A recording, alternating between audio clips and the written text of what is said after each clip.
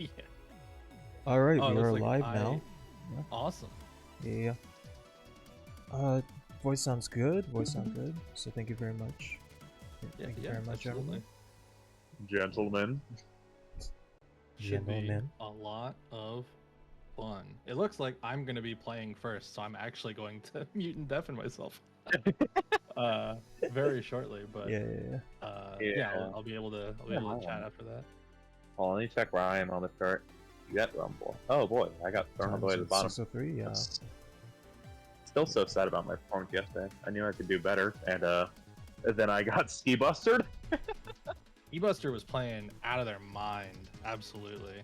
Ski Buster? Nasty that player. deck was driving me That deck was driving me insane. You want to know the reason why? The dude with all the numbers in his name on the Eden Discord. Gracie, you know who I'm talking about, right? Oh, 22145667. Yeah, him. Fitty fitty. Oh my god. the digits the pi guy. Yeah. I was actually sitting in a voice channel with everyone, and he showed off that deck, and he was like, "It's really toxic, but no one but the alpha testers are gonna use it." And I saw Ski Buster doing it, and I'm like, "Oh Jesus, oh Jesus, help me!" It seems particularly good on Maple because they have that. They have the big slash. They can just bully the front line. They don't have to worry about spending a card slot on it. It's really nice. Oh yeah. Hold on. Where's? I need to figure out how to use this thing again. Current opponent. There. Alright, ladies and gents, we are going to get our first match. It's going to be Debonair versus Blue Kitsu. And this is going to be absolutely a scuffed that stream. I don't even want to put up the numbers. Just keep it in mind as we go along. I'll keep count, and you guys can keep count too. And that will be a fun little game we can all do while we watch these matches. And you're probably thinking, wow, but the stream on Duelists video was so good. That was all Saya. It was all Saya. I had no part in that. I was just speaking nonsense. You keep the wrong count and leave in 10 minutes. Like a good chatter, you are glitch. Alright, just waiting for the guy to come on, and then I'll deafen. On the line today, except for bragging rights, because you'll be able to say that you placed X high in the very last tournament before the next beta, so you've got multiple months of lording that over people, which I'm sure will be desired by certain folks. Yeah, I know, right? I mean that's as good as an alpha access, to be honest. Well, probably not, but Yeah, for sure. we can only. There's this is honestly like more polished than most games that you'd play nowadays in beta. Like this is solid. It's been an absolute blast. Well, the T is you gotta remember that he's even though he's been working on this for like 2 years actually. Like really? Yeah, it's weird. It's funny. I got into the alpha in summer of 2020. Yeah, so it's been a long time. He's probably been working it a long time before that, but he does it all himself, huh? Yeah, as far as I'm aware, yes. But he does have other people on staff, like pixel artists. You have Hawaii artwork. He does all the splash art. Gotcha. He's drawing all the Sega's splash artwork. That makes sense. I've seen them around the Discord a little bit, primarily in the art channels, and that makes a lot of sense. Yeah. Oh yeah, he's absolutely incredible. Boggles my mind. And it's like sometimes I'm watching a stream. It's like sometimes he does fan art or stuff. He'll like do one stream and then complete a whole ass fan art in one day. It's just like, yeah, it's pretty wild. I hate artists, man. Artists will be like, oh, I'm so shit, I did this drawing in 10 minutes, and it's like I couldn't draw that after 5 years of practice. Good job. Yeah, and it's so shit. Like, oh, it's so bad. They'll just be like that, and then I'm here and like, I can't really draw a stick figure, but I'm pretty proud when I do. So, all right. Yeah, for sure. Yeah. Okay, I think I need to find. Yeah, you gotta find your guy, man. It doesn't, unless their Discord name is different. I don't see them in the Fungus Discord. Maybe they just didn't.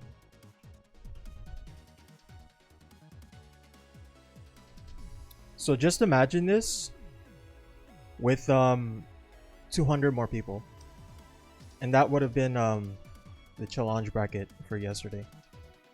That's wild. Yeah. Does challenge ever cap out at anything, or because I know we ended up switching from challenge to start GG. Yeah, an entrant count. You can add an entrant count for sure. Yeah.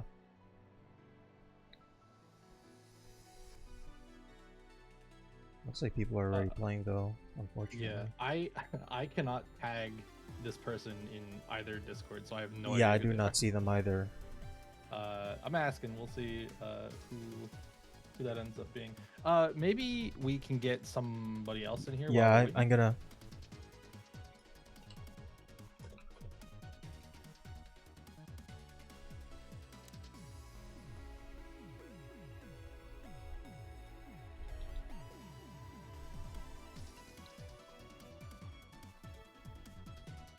Looks like Fungi and a book are about to start.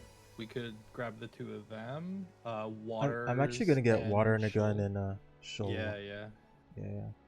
Because they're still looking for each other, so.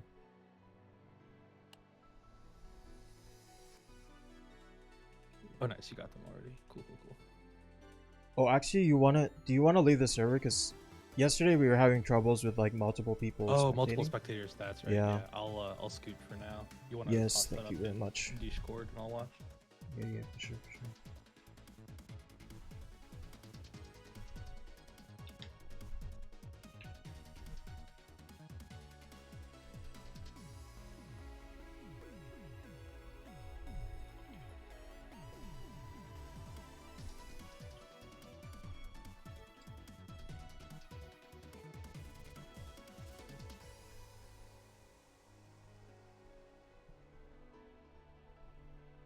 Yo, Fungi talking about red gemstone? Yes. That's my Shid. What does red gemstone do? That is not what I'm familiar with. Oh, okay, so how do I explain it? So, whenever you cast a spell, you gain 1 spell power for 1 second. Mm-hmm. So, and the drawback is that if you shuffle, you take 7 damage. But there's so much going on there. So the first part is that the spell power only lasts for 1 second, right? So you gotta continually cast spells in order to keep up your spell power bonus. The second part is that the 7 damage. You can mitigate that 7 damage in a lot of ways. You can shield the damage. You can just tank it if you're willing to take 7 damage. But you can also parry the red gemstone. So you take no damage and then the screen freezes for a little bit. Which Shoal Min, I really can't say the tag. Tell me how to pronounce your tag, Shoal. I'll probably just call you Shoal. He likes the parry there because it gives him time to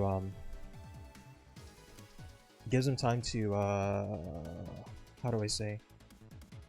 Sounds gives like him time it to like gives look you the stream. an opportunity to look at the board, you know, kind of like a chain shifting Uni or Nago putting his mask on. Yeah, exactly.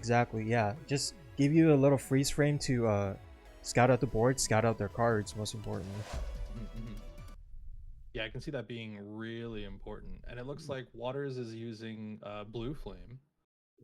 Right, let me double so check. there's going to be some. Oh, they're spam using going. Aether. Oh, that's different. They have the same. They're the same or damn very icon. very similar.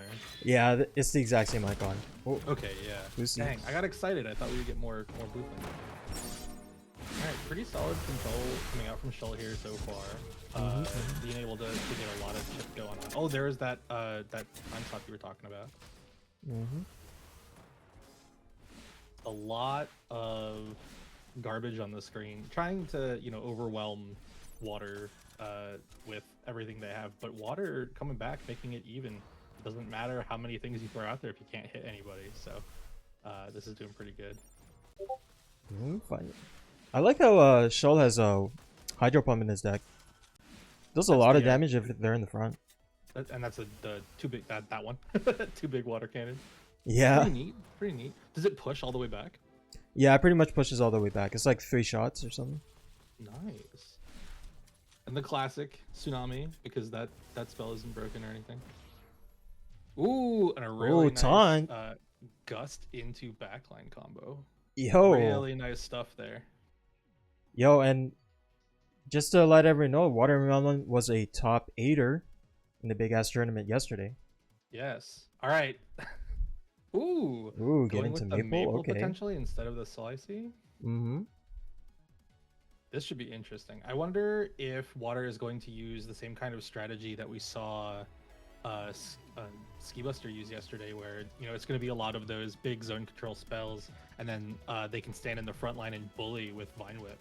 Yes. It covers so much space that in order to dodge forward to get away from the stuff in your back line, you kind of just have to tango with this strange animal creature. Yeah. I don't really know what else Maple looks like. Ski's really like the only one that I've ever seen play. So Yeah. I would imagine though there's positioning combo things you can do with Seed Toss, and then Vine Whip being able to stun them in place gives you access to a pretty high burst if you need it. Yeah, absolutely. All right, game 2 here. I see a blue fire, but is it blue flame or is it ether? Oh, I gotta check. It's blue flame. Blue flame. Okay, yeah. All So the it looks mana. like this is going to be a similar strategy to what Ski Buster ran yesterday. Just trying to stack up the mental, shuffle a lot to make sure you constantly have threats on the board, and just try to make your opponent make more decisions than you, so they have more chances to mess up. Boomerang putting in work, as expected of such a stellar spell.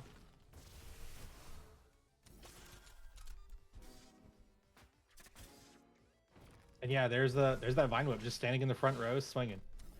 You want to get out of the way? Come up here. Come tango with the fox creature.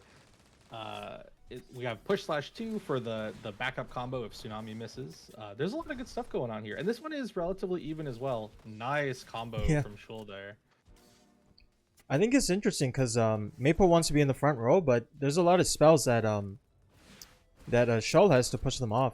You got Tsunami, they get Hydro Pump. And Violet's standard attack can push if you tipper it, right? Yeah, exactly. So if Shoal stands in his third column, it's great for him. Oh! Ooh, that was close. He still has cards. These are scary cards. Ooh, Sweeper. Didn't have enough time to get out of the way there. And I'm I sorry haven't about seen any guard breaks yet, though. So the dodging is taking precedent here, and that's definitely a good thing. Guard breaking against the global decks that just throw out a ton of hitboxes and tell you to go nuts with it are really brutal. You can rack up a lot of damage real quick, especially if you're in the back row or the topmost or bottommost. Boomerang hits, and then you'll get hit with glints and sweepers, and it's no bueno for anybody.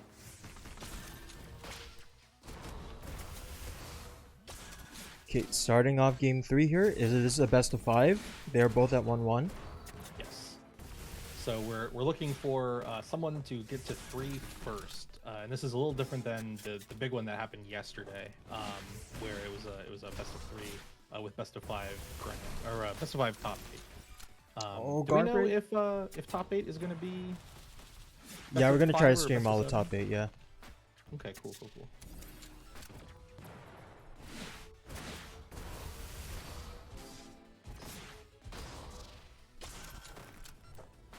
All right, parrying the Really redstone. solid combos happening. Yeah, that parry seems really swell. But Water looking so dominant after switching to the Maple. Yeah. This is fighting fire with fire, as they say. Hey, What's up, Pika, how'd you do? Won the first match 3-0, cannot find any soup right now, so. I see. We still don't know who my round 1 opponent is, so we'll get there when we get there. Yeah.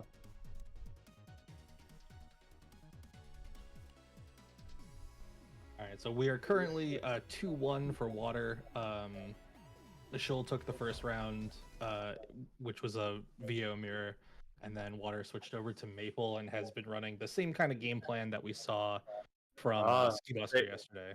Yeah, because they were the one who opposed Ski Buster the other day, yeah? I think they played, yes. Yeah. And then Ski Buster eventually ended up having to play Mengwo, and that was something to Yeah. behold. Oh yeah, that was a great match. Yeah, no, if I'm not mistaken, it was Water in the Melon who tried switching to Maple to counter the Maple. Oh yes, And and then the legendary And then the trash and then the talk again. smack talk, yeah. You're not built for this. Something to that effect. That was pretty bold, I will say. It was powerful, yeah. I mean, they backed it up, so you know, Yeah. can't argue with that. Yeah. Looks like Shoal has a lot more control this game than they have previously. They're spacing themselves a lot better against the Maple shenanigans, which is good to see. Yeah, like Greasy was saying before, Hydro Pump's kind of coming in clutch here. It really just locks down 2 lanes. It makes them play your game for a little bit, which is really nice. Ion Cannon with Boomerang and the other backline spells like Backstab seems pretty smart. And just a raw backstab there takes it for Shoal. So we got 2-2. Going to game 5. Close matches like this early into the bracket? Oh geez. Oh yeah. There's a lot of folks playing in this bracket who did pretty well in the tournament yesterday. So you're most likely going to see some familiar names. Oh well, I mean, yeah.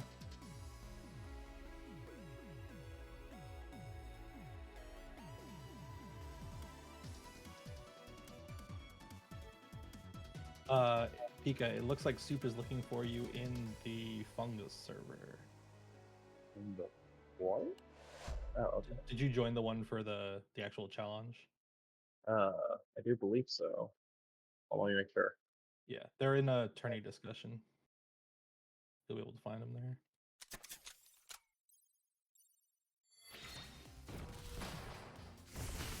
Oh, yeah, there you go.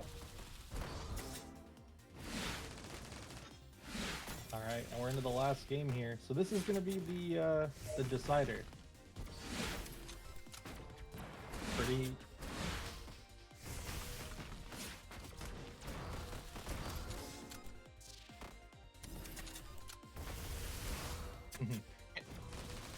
Can you dodge through the redstone damage, or is it specifically shielding?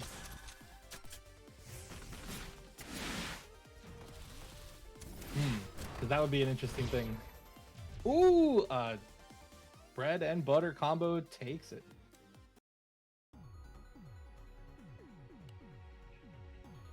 This is an upset. Yeah, Shoal was out pretty early yesterday, but they really picked it up. So that means they're going on to round 3.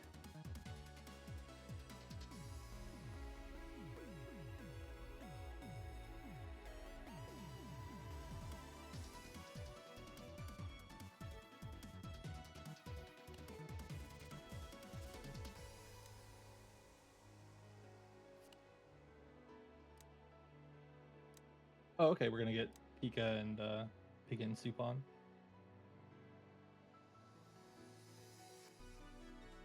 Okay.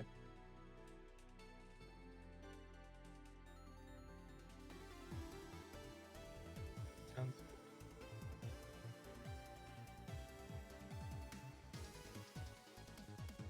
Yeah, one of them's mine, unfortunately. Alright, should we ping Saffron? Saffron's game needs to happen too. Play against Window. Oh, looks like we're getting in. Nice. So, yeah, it's X to X right now.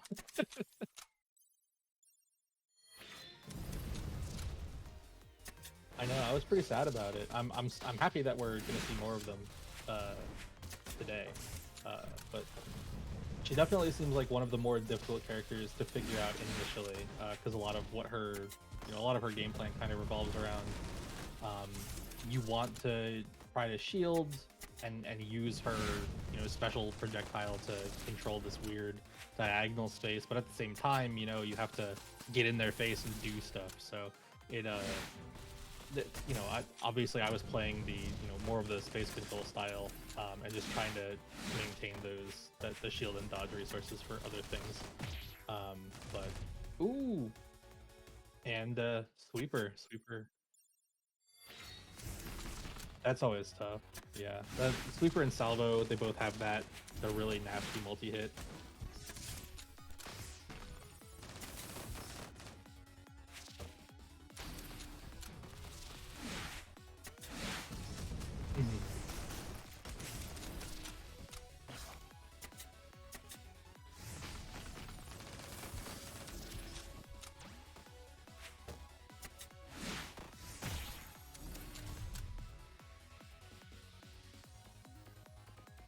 Yeah.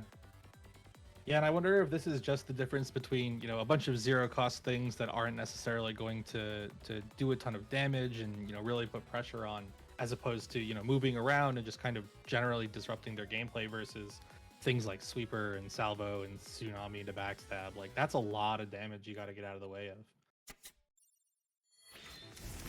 Ooh.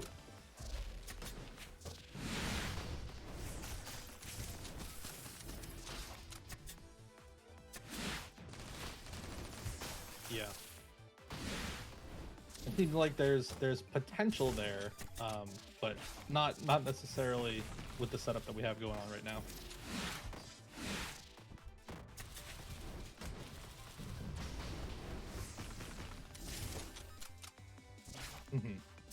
Which, you know, don't get us wrong, is a really solid combo, but yeah, you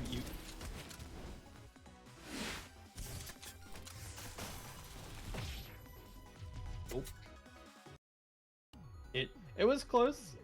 There's a lot of, you know, like you were saying, 22 isn't an insurmountable number by any stretch of the imagination. That's getting, you know, all three hits of tsunami into a backstab. That's, you know, you're halfway there. You're almost there. And if, you know, they run a boomerang too, so all you need to do is hit some combination of those things, and that could close that out. But yeah, it seems like a rough matchup. I'm gonna get traumatized by these Ski Buster players. Same thing happened yesterday. The original, the one, the only killed me. Yeah, the area control deck is tough. Anything with blue flame and capacitor is you know, positioning is very important, and it is hard to know where to stand. It puts all of the mental on your opponent, which this early into a game, you know, for most of us is tough to deal with. Yeah.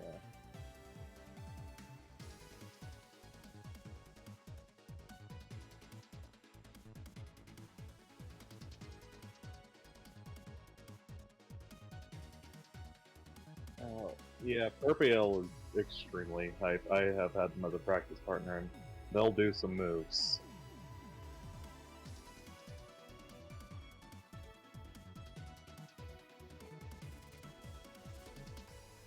All right, I need to. It looks like my stuff got caught up. So my opponent got DQ'd, unfortunately. But that means I go to round. Oh man. It's the only downside to having a different name in, you know, in challenge versus any of the discords. Like nobody knows. We just can't ping you. You know. So.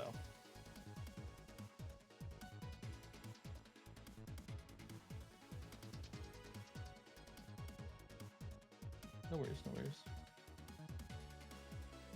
Did.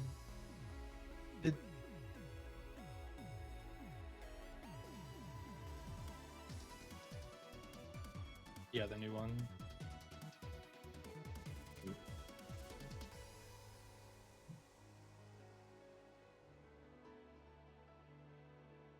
All right, I am gonna go play my game, so I will be back momentarily. Good luck.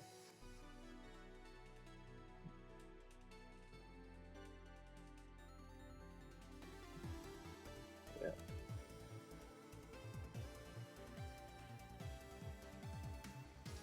I think Deb's already deafened.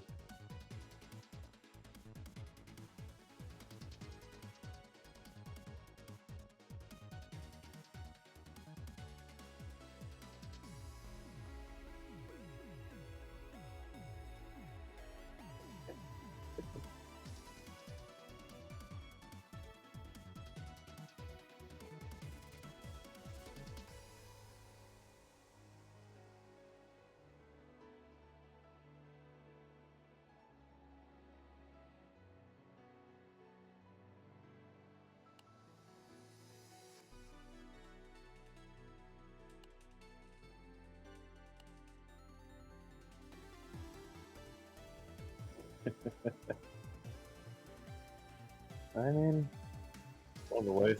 It's one of the ways you can. That's one of the ways you can go with your Steam name. I'll leave it at that.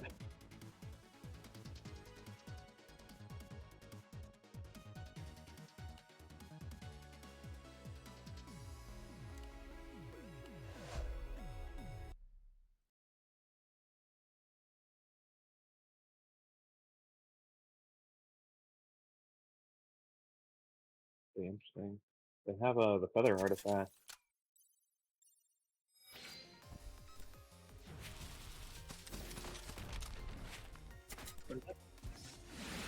Yeah. Well, actually, I think it has a lot of merit as an offensive one. I think ninjutsu is probably the better one if you're looking for a dodge defensive. But feather as an offensive one, I've seen some interesting things happen with it.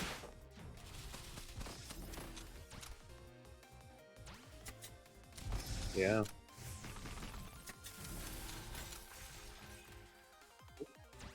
Oh yeah.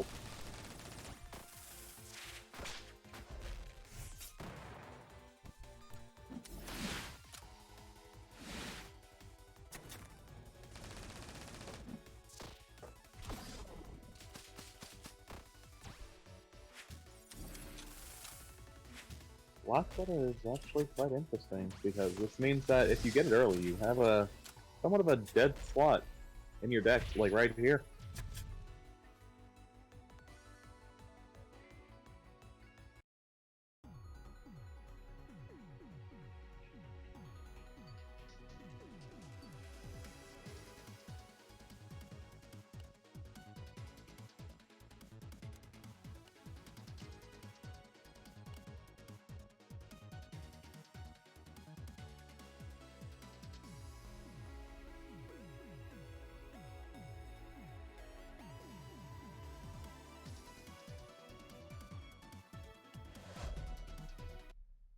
You know, you gotta have that color change.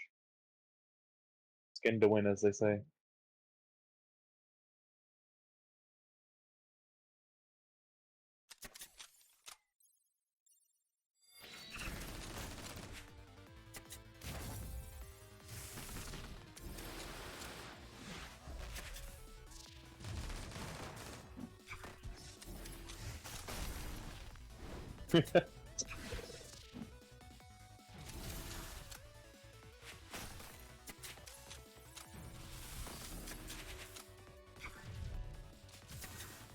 Yeah.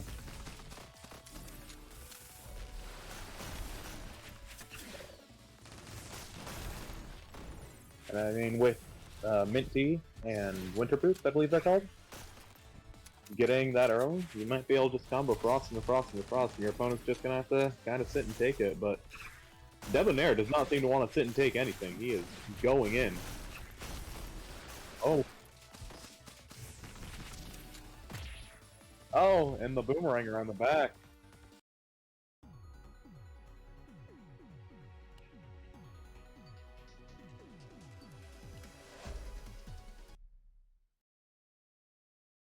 Yeah.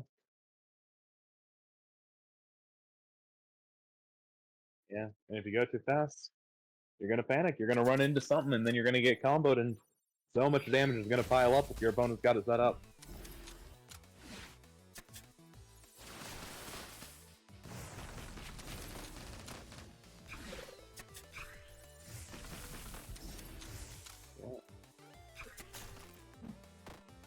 I mean, sometimes it happens. Condition your opponent, scare them enough with the fact that it's on the field, and they may make a foolish mistake.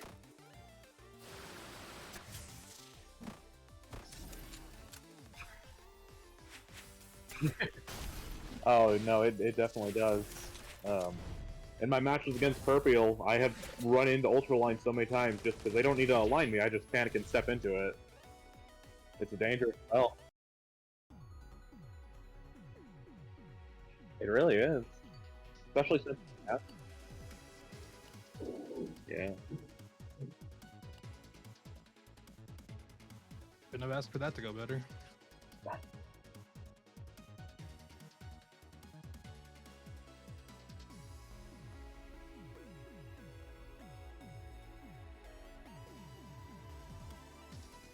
Oh, you mean back in there? Okay.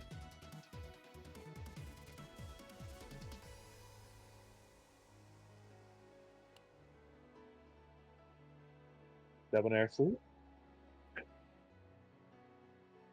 Oh, this will be a fun one. Yeah.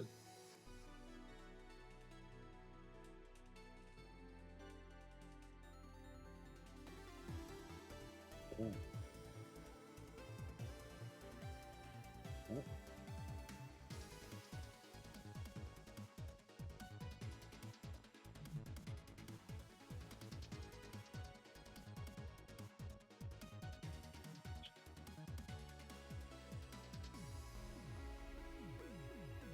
Looks like further down the bracket, Dupe beat a book, so they're hanging out in round 4.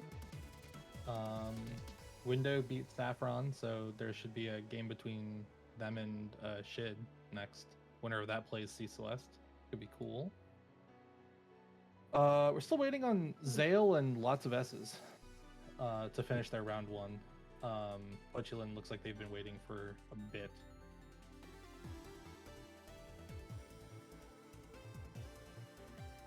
Oh, yeah.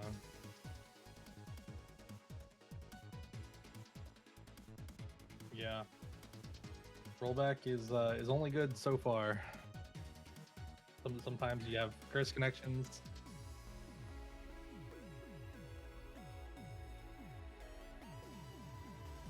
Yeah.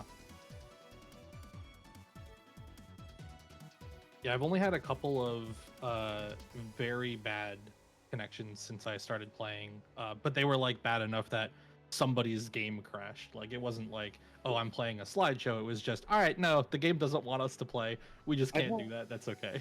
I've had only a few games, and weirdly enough, they're never in unrated. Unrated is always very smooth. It's just in private lobbies. Sometimes when I connect with someone, that lobby's just cursed, and it goes slow. I don't know.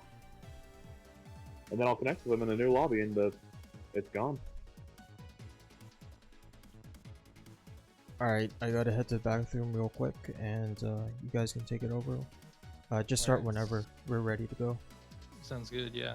And feel free to ping Purple to get in there. Oh yeah, word. Oh, here, I'll take care of this one. Okay, cool.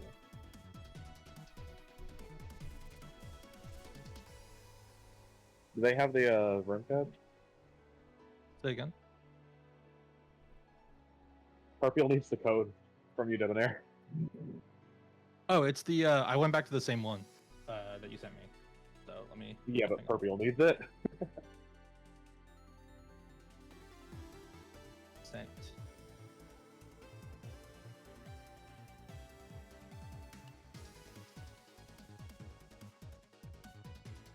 All right, I'll see you on the other side. All right. Good luck. Wheezy. Oh boy. So, this will be quite the interesting matchup. Oh.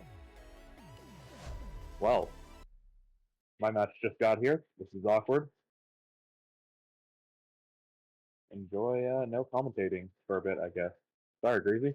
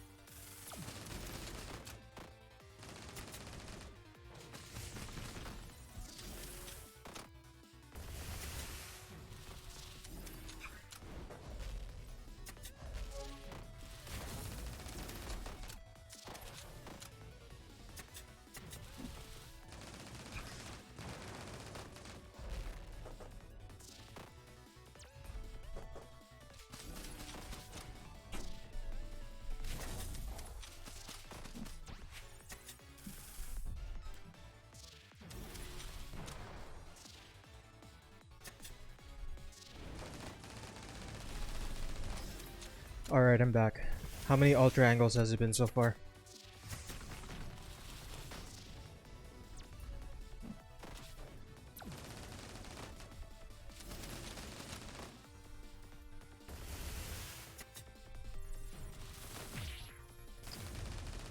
I will say Purple has a lot of spells that are high cost, but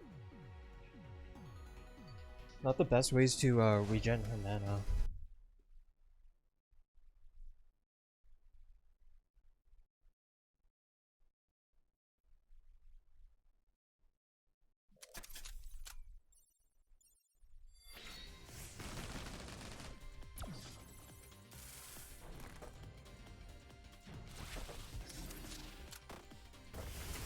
Sorry folks, dealing with some TO stuff.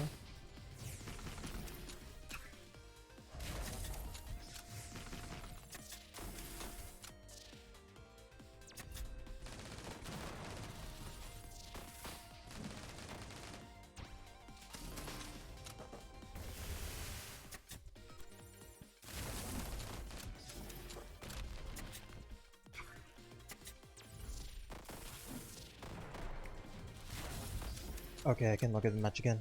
Alright. Yeah, Reed is such a scary spell to use.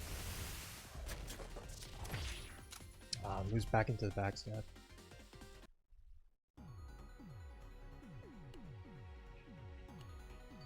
Damn, that's it. Such a shame. But as always, she has losers.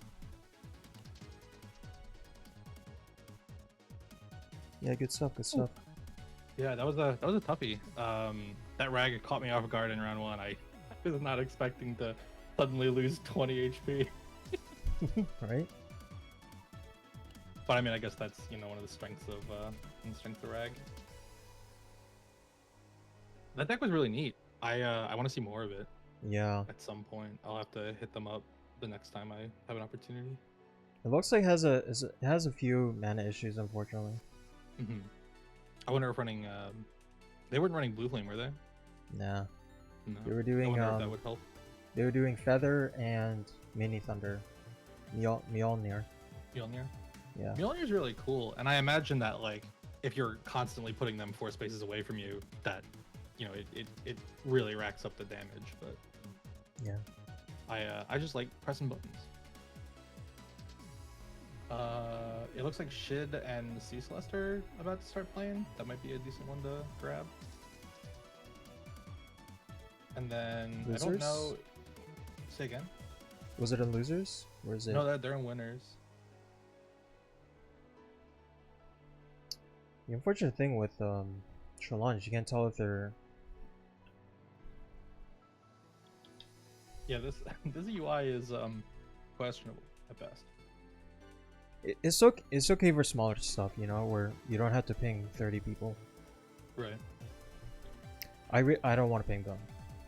It looks like they're in game. They might be in game. The worst thing you can do is ping someone while they're in game, right? It's just so distracting. Yeah, for sure. Yeah. When you're the TO, also, you can't do that. Yeah, just... it also just doesn't help that we're like going between 2 different discords and also a challenge page. Yeah. It's just rough.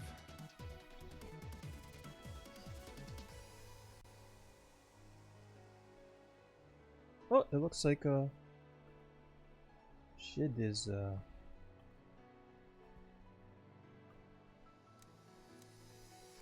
looks like they didn't start yet. Oh, nice. That'll be a good one to have.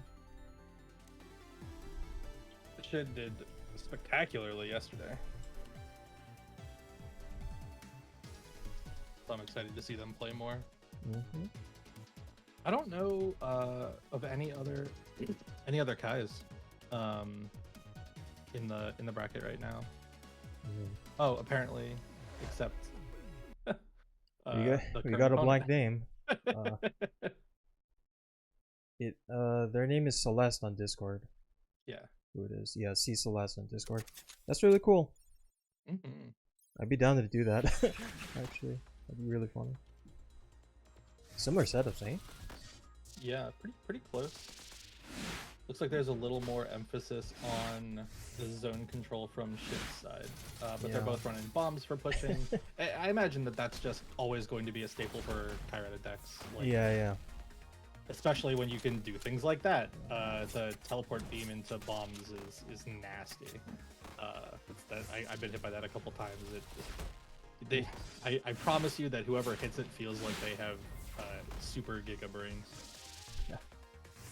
But yeah, it's putting in work for Shid right now, and Yeah. the North Wind to finish it off. 6 damage. What a spell. Yep, and that's 1-0 for Shid right now. Yeah. So 2 more, and then I have to fight them. Good luck. Should be a good match at least. Oh, for sure. There's so many people that I've watched play yesterday that I haven't had the opportunity to play against yet, and probably won't prior to the whole thing being over. But I'm hoping I can get a couple more games in before it goes down. Yeah, absolutely. Really nice guest combos there from Shid. Their movement has been so good. They're just kind of letting Celeste make the mistakes here, and just putting themselves in a winning position because of it.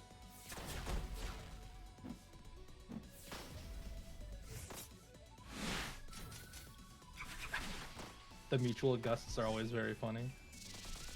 Everybody to the center.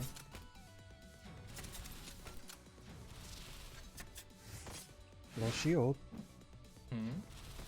Some good blocking.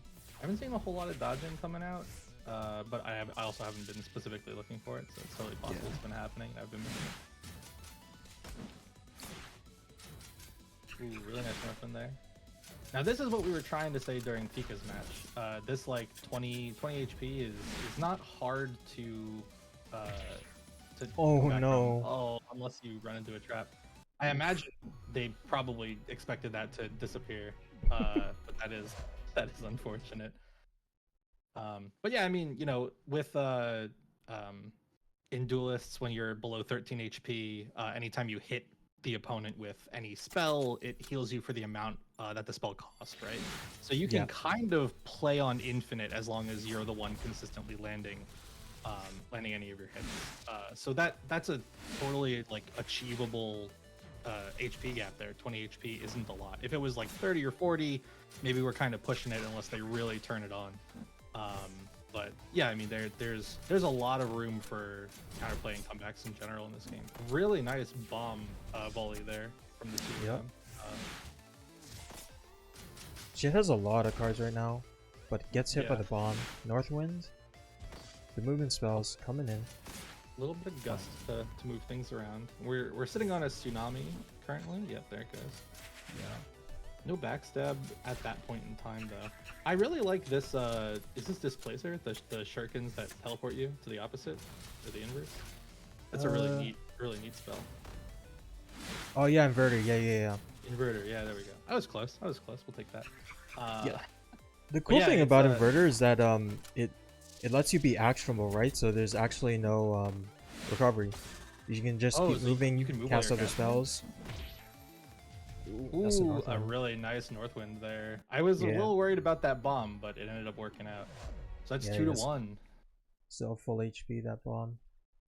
Like you said, coming in hot. Notice that they have the same artifacts. That's pretty interesting. Yeah, I wonder if this is just the generally agreed upon setup for Kai right now. Yeah, it's hard to slot in anything else. Maybe you add in redstone if you're feeling spicy, but. I mean, I don't see a reason to not play Caltrops on this character. Everything that you do moves, and it's just, it makes a lot of sense to keep that going. Really nice teleport bomb there. Yeah, absolutely. Couple boomerangs back and forth, but nothing really happening because of it. Ooh, that gust. That gust was very well timed. Has warp rings in hand. Nothing combo with though. No. We do have the Northwind, so slap that 6 damage on there, call it a day. And we got boomerang maybe. Celeste has a lot of cards they need to get through right now. Ooh, really nice combo from Shid there. Push slash into backstabs, always powerful. And tsunami. you can't. It's so hard to play Yeah. in the front line if you're not prepared to dodge or block that first hit of tsunami. Yeah, It's just two spots there where, like, you know, if you had 5 seconds to just stop the screen and look at their hand, you probably wouldn't have gone to the front line because there were two combos there, the push slash backstab, and then the tsunami at the front. Yep. So those are two instances where Celeste shouldn't have been in the front, but they were in there anyways, and that's what got Shid the victory. Yeah, and those two combos are push slash is 5, right, and backstab's 8, and then if you get hit with all 3 points of tsunami, that's 9, and then the other 8. So you're looking at anywhere between 13 and 17 damage. Like that Yeah, is a rough stuff. place to be, especially when you're playing from that, you know, not behind necessarily, but like that low life total. You know, if you get hit with either of those things, you're locked until you die. There isn't anything you can do. Yep. So looks like our next match is actually gonna be you versus Okay. Shid. So you get that Well, I guess- matchup. Yeah, I'll hop back in that lobby then. Yeah. Good luck, have fun. Oh, you can just join back into this lobby. The The lobby I have for stream. Let me just check the layer, and then you can yeah, find the code. I can't find a lobby with that code.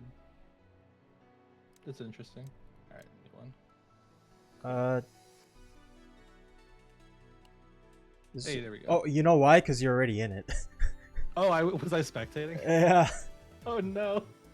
that's good. It didn't break an extra spectator didn't break the whole thing. Eh? That's Ooh, good. We'll take that. We'll take that. Yeah. Alright, I'm in here. So just do you just gotta ping up Shid. And then...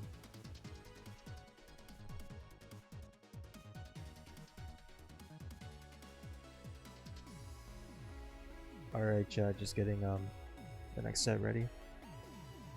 Hope you're all doing well. It's funny, this is the last tournament, man. Well, for a while. couple months, right? Yeah. Yeah. All right. Alright, make sure you definitely make sure Yeah, you yeah, definitely. Alright.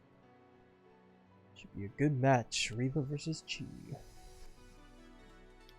What placing did Chi end up in yesterday? I think it was 4th or 3rd. It had to have been 4th because he did make winners finals. I can't remember exactly. 0-0 right now. It's not for no scoreboards. I don't really have a overlay or anything. I'm not an actual streamer, so I can show you a live split though. I can add a counter onto the screen. It doesn't mean anything, but I can do that for you. Bomb hits, tsunami doesn't. Yeah, sometimes you just want to shuffle early because one card isn't that too threatening. One card isn't too threatening because it's so easy to dodge one card, right? You just dodge it or just avoid it through moving around, but alright. No, Debonair playing. Oh, Debonair versus Shid. Yeah, what's up, Ika? Yeah. Debonair versus Shid. This is winners finals. Shid up 1-0. They have the same exact hand. They tried different cards there. Sweeper, Tsunami, Northwind all at once. And it looks like Debonair has the blue flame, which will give 3 mana to each player when Deb shuffles. So keep that in mind because both players are affected. Oh no, that's unfortunate. Glitter shield break gets 8 damage from the salvo, but a bit misplacement on the other cast. Another shield break? Yep, mistletoe. Yeah, That one got mistletoe all- into yeah. Solid. Still down, right down to 1 HP, and then the tailwind. Win.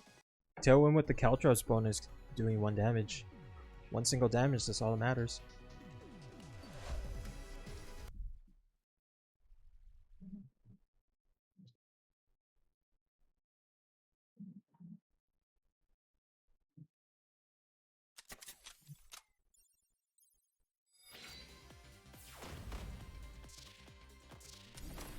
Heading into game 3 here.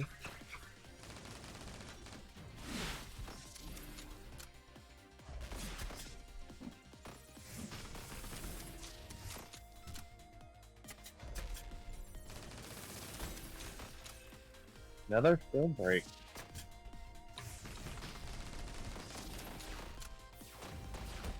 Yeah, Shid's been pretty liberal with the shielding so far, but Yeah. you know, he's still keeping up in the damage ward. That's what matters. And Debonair down. Yeah. Ooh, Man. that That was teleporter. Yeah. I got mental stack real hard. Yeah, you did good at least. Yeah, we got another shot. Yeah. I got knocked out by Fungi. Oh, that'll happen. They're playing Why? Dark now. Yeah. I thought I was doing good. Went 2-0. Third match, I failed by like 4 HP, and then he reversed me. Ooh. That man's Yeah. got some moves. Soup versus Zale.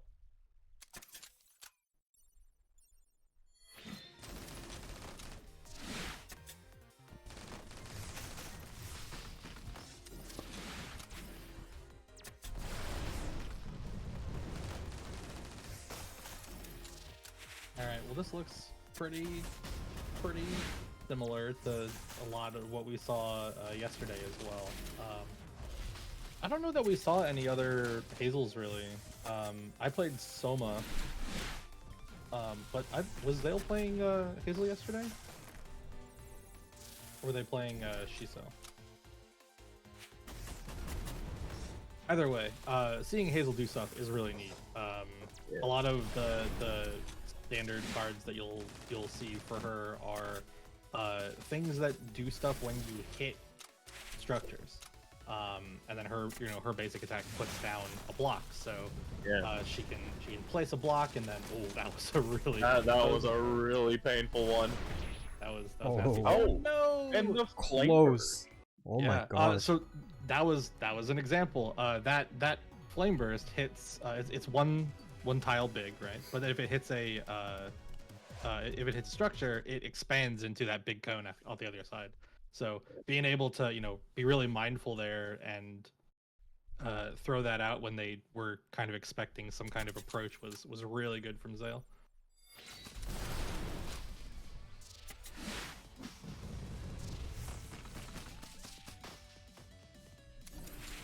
Off to a very good start for Reba here. Yeah, that was a great opening right there.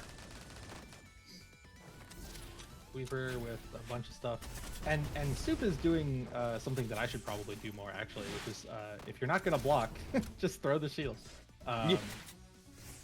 Just dodge. Guy like a man. Yeah, for real. Use the shield. Use the diag beam. Even players don't know how to dodge diag beams. That's true. This one's going pretty well for Soup. Getting counter hit out of that Inferno is rough, but we take those. Just trying to keep things alive here. Zale doing a very good job of maintaining that 10 or so HP, just landing a hit every now and again. Ooh, getting hit by that sweeper isn't great. Now they're both back on even footing. Yeah, this is Oh, the salvo to the base. comes through. Yeah, but that's what Greasy and I were saying earlier. Like a 20 or 30 HP differential isn't that bad if you're the one landing attacks. And that just turned into like Soup was mashing a bunch, kept getting counter hit.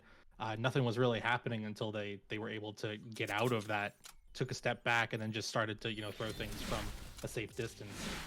So it's 1-1 now, 2-1, 1-1, 1-2. I know they both 1-1. But yeah, this one's going the other direction. Zale really turning it on. Probably not happy with taking that salvo. Playing with this strip mine is really interesting too. Being able to really lock down an entire lane, right? If you want to go through that, you're taking damage. That can be pretty annoying for a character like Reva who you know, really doesn't have too much as far as direct ranged attacks. You know, everything that Soup can do about that is pretty much stuck in their deck, and Reva herself is really limited to just kind of charging and maybe throwing the shield every now and again. But Hazel can kind of play really safe. She can make turrets. She's been using that. Oh, Northwind. Oh, No, 6 damage. nice breeze to the face. Yeah. All right, so that's 2-1 then for Zale. Deck lesson. Yeah, let's see what Soup can pull out for this. Oh, we see the Mark bow. That's interesting. Yeah. And then Crossbow capacitor. itself is very interesting. I believe Mengele was the one using it the other day in the finals, and I agree with what he said. I started running it for the same reason. The control you get in between shuffling is really interesting. Yeah. Because now your opponent has to focus on something, and it makes it hard for them to punish. It gives you a lot of information too, right? Depending on what they do the first time. If you put that mark on them and they just let it hit them, then you're like, okay, I can just do this and it's going to rack up 3 damage every time mark goes off. If it is something that they really pause and try to time properly, you know, you kind of get a much better idea of how they're thinking about the matchup, and it's like, okay, you know, this 3 damage is going to be very important, but all you have to do if they're dodging in place is shoot something there, and it looks like Soup's deck has that in spades. They brought the mean flower too. Mean flower. I mean, The curse of mean little flower. beast right there. It's currently not doing a whole lot, but it has limited Zale to only 3 rows. Which is interesting. They put it on the top row. Yeah. Maybe it's to avoid getting the extra damage on it, because Potentially, yeah. seems like Zale's just planning on avoiding. Well, I was saying avoiding, but he just ran straight for it. Yeah, was able to clear it, which is always positive. And Soup is running, is that Bouncing Blade, the red one? If you hit with it, it bounces back to where you threw it from, and if you catch it, you throw it again immediately. Which is super neat as far as spell stuff goes. I don't think they've hit it yet, but when they do, it'll be really cool. It will be very cool eventually. Yeah. This is looking really close. This is the kind of game that you want to be, you know. Yeah. You want to have the tricks. The mistletoe on mistletoe action. Yo, that was an insane match. Sales came out slightly sooner, and that cinches that up nicely. So that means Zale's going to be moving on. So it's going to be Shid and Zale in semis. Winners semis. So one of these two, at some point, is going to be sitting pretty in grands, just hanging out.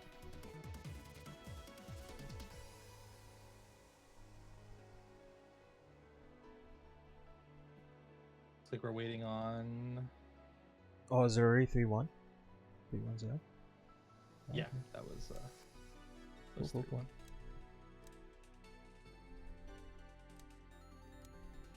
Okay, next we're gonna get Zale Shid. Okay. It looks like losers bracket needs to be moved along a little bit. I don't know if they're playing currently or they just haven't reported anything or anything like that. But we have Blue NSL and Water, Carson and Gender, and then Blue Link and Fish. And they are the winners of those are going to fight Celeste, A Book, and Shoal respectively. Fungi is waiting in losers 5 for whoever wins the match between Celeste and the winner between Blue and Water. Soup is going to play whoever wins that set, and then okay, it looks like we just finished one up. Oh, it was a close one. It looks like Blue Link and Fish went 2-3. So that one was went all the way to game 5, which is always good to see. And it looks like Carson and Gender finished theirs as well. That one is a little more lopsided. Carson won 1 and Gender took 3. So we're gonna be able to move at least that lower part of losers bracket along pretty quick, which will be nice.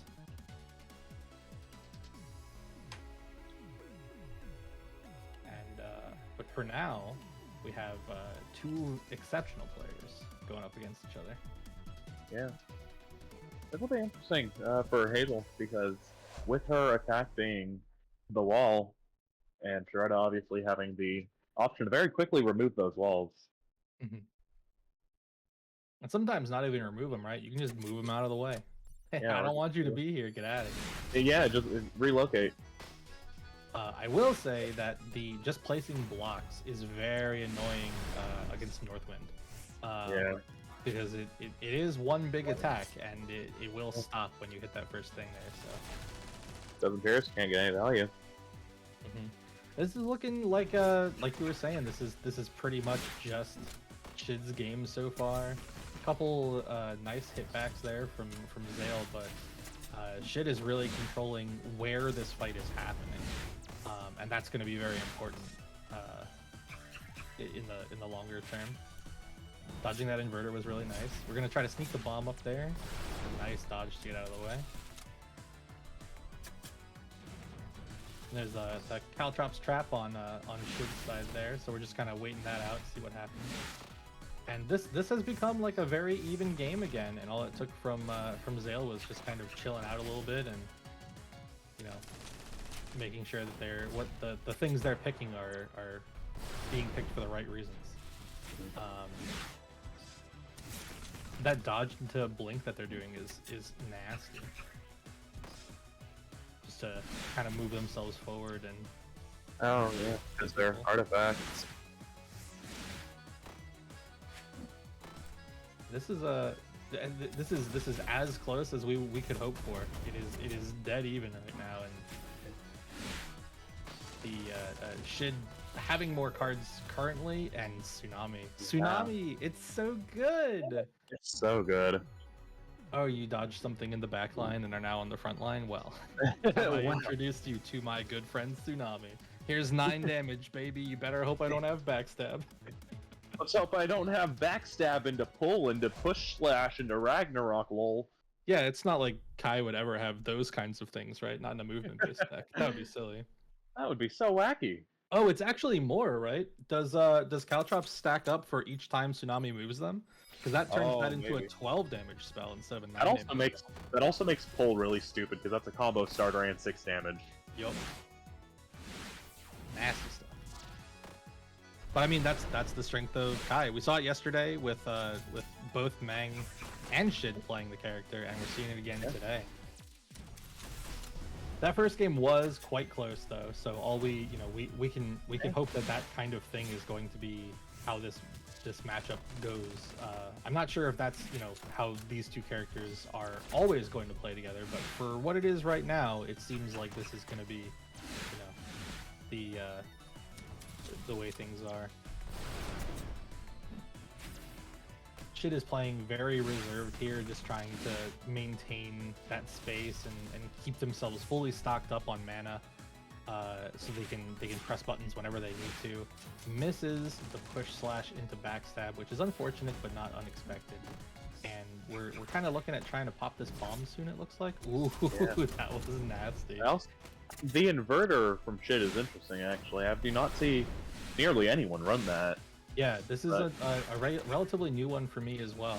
I believe they were running it yesterday too, but I've been seeing it. I've been noticing it a lot more today. I wonder if they were just kind of drilling themselves on making sure they can move things into place post inverter, using the alternate fire, which is that little scrape there that kind of moves people up. I do believe Shid was using it yesterday. Yeah, so it's a really cool power. I like it quite a bit. It's a very interesting spell because not only do you relocate your opponent, but if you're in that middle row, you just go up, down, that's 12 damage. Zale held onto a 1-card hand for quite a while there, and I'm wondering if maybe they should have shuffled a little sooner, but,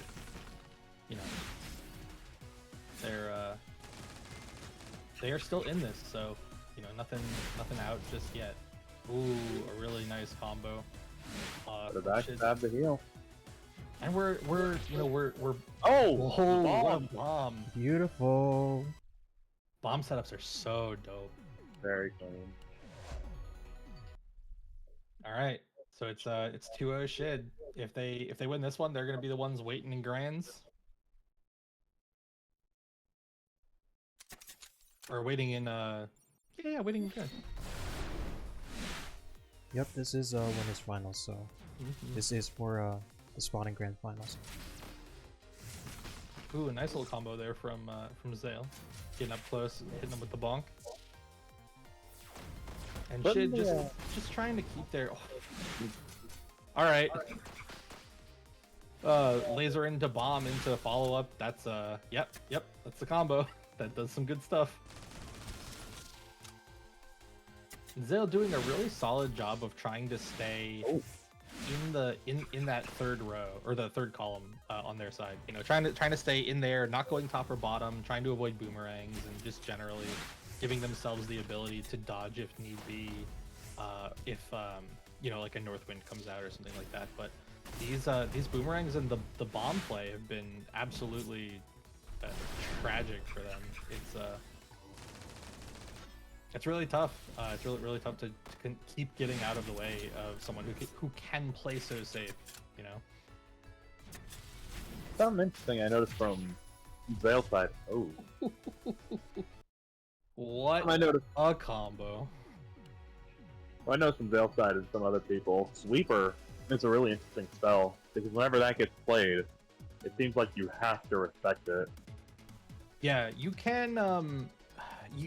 Most people that I have played will either try to just dodge it when it gets to where they are, or you can, you know, because it always goes in the same pattern. It goes, you know, top to bottom to top. Yeah. You can just kind of predict where that's going to be and scoot around it a little bit. But yeah, it's a Sweeper is nasty when it gets going. It's one of those things like you said. It's very scary to try to challenge it. So you have to kind of make a decision whether you are, you know, am I going to try to dodge this? Am I just going to block it and then hope they don't follow up with anything, or am I going to try to use my movement to get around it? Yeah, it's a very scary spell. Because I mean, it's the whole field. It's like a salvo almost, but I'd argue Sweeper's better because same cost, same damage. You're almost more than likely to get more hits off that one, and it's just you force so much respect. On top of the fact it can't be interrupted, really, for whatever reason.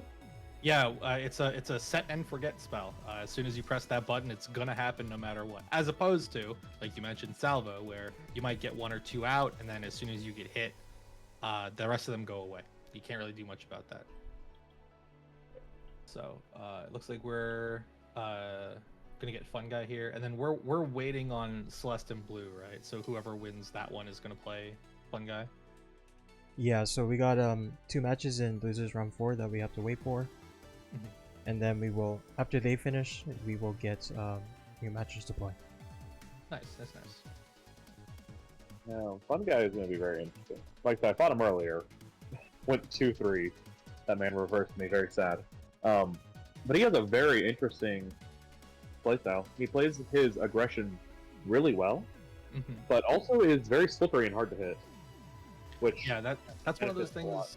I think a lot of Celeste players are kind of in that bracket where you want to play really cagey. When you can go in, you got to make everything count. But her movement in general, and then obviously Fairfrozen being what it is, you know, a three square dash. Yeah, like it is tough to get away from, especially with the current general field being stuff like what, you know, I and Ski Buster were playing yesterday with, like, everything is area control. If she's on your side of the board, none of that matters. So very fun character to watch, and very interesting to see them fight it out, because you said it's all area control. So how do you counter area control? Melee. What does melee lose to? Area control. Yeah. Well, and it's like, you know, if they're always throwing things into your house, you just go over to their house. You're like, all right, I'm gonna hang out over here till the tsunami's gone. They're getting like 4 bombs in my house, but I'm just gonna hang over here if you don't mind. Yeah, we can be friends. We can, you know, you got space on the couch. It'll be fine. I'll detonate eventually. Just hope I don't have push slash. I might do something silly to you. All right, so it looks like we the game between Shoal and Fish finished up before the game between Celeste and Blue. So we are gonna audible here, and instead of waiting for Fungi's match, we are actually gonna see a Book and Fish play each other.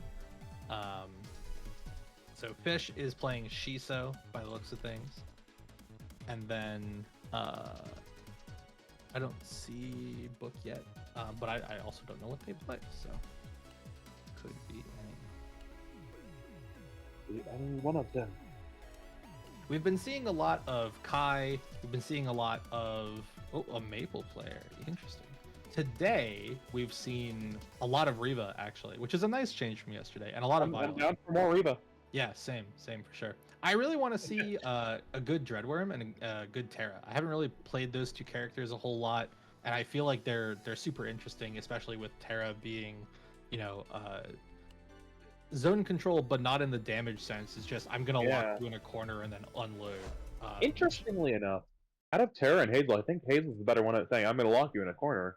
Terra is arguably, I'm surprised she isn't used more because I'm guessing Sharetta is the better option.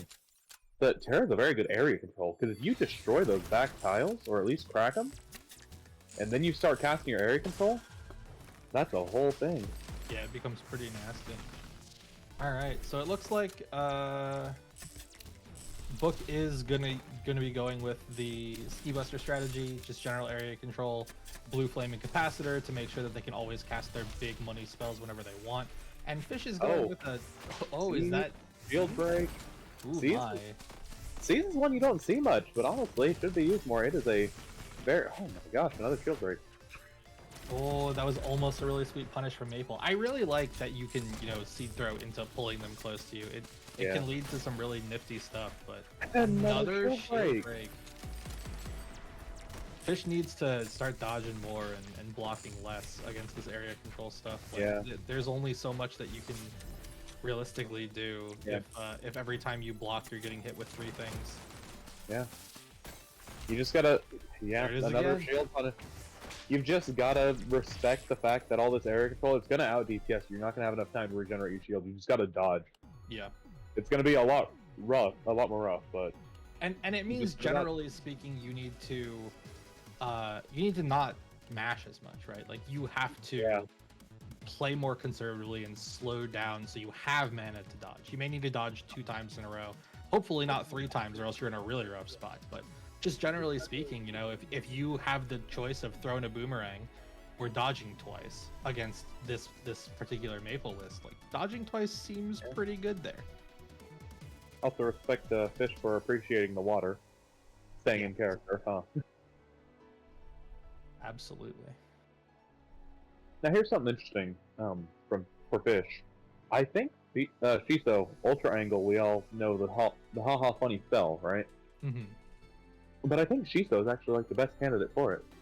Because you want to know what he does? He just loads up that gun. He can keep you locked for so long. Oh yeah.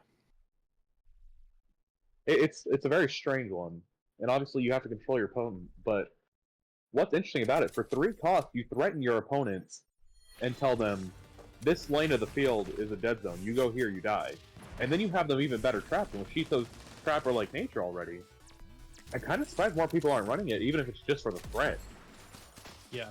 Well, and for Shiso, it serves the extra purpose too, right? Of reloading behind, so you get that extra bullet, so you're not reloading super slow.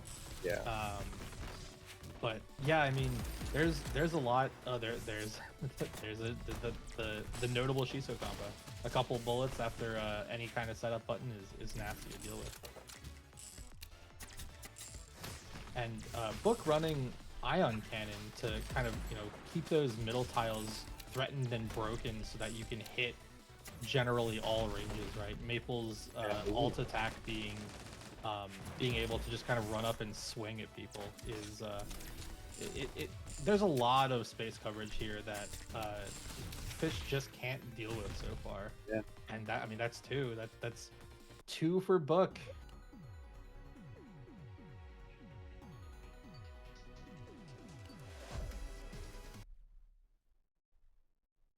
Still no change. So what we really need to see is Shiso start landing some big starters in the follow-ups here. Yeah. That last one was closer than the first one, and it's, you know, it's totally possible to make this 3-0 comeback, but it's not gonna happen. It won't be easy if you're starting by getting hit with Sweeper. getting some good reload time here, and just generally staying out of the way. Boomerang coming in around the side, and C's again just being a menace in this matchup because Shiso really wants to stay far away from Maple, so as not to get countered, guard broken, and slapped around a little bit. Shiso's the one running the C's, though. It's interesting. Mm-hmm. Which I can see the reasoning behind it, but at the same time in this matchup, yeah, this is maybe not the matchup. you can't be running that in your deck. Yeah. Yeah.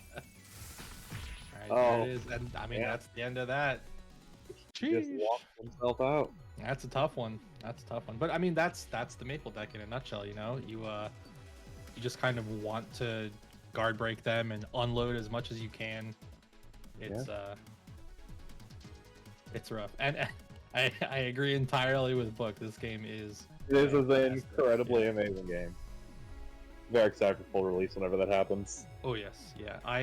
I'm pretty bummed. I'm not gonna lie that that I'm not gonna be able to play it for a couple months because this is like the only thing on my mind right now. I know. They announced duelists. I'm like, oh wow, time to try religiously to get an alpha key. Every single time I have failed, and then tournament came around. I'm like, okay, I can prove it. I have some skill.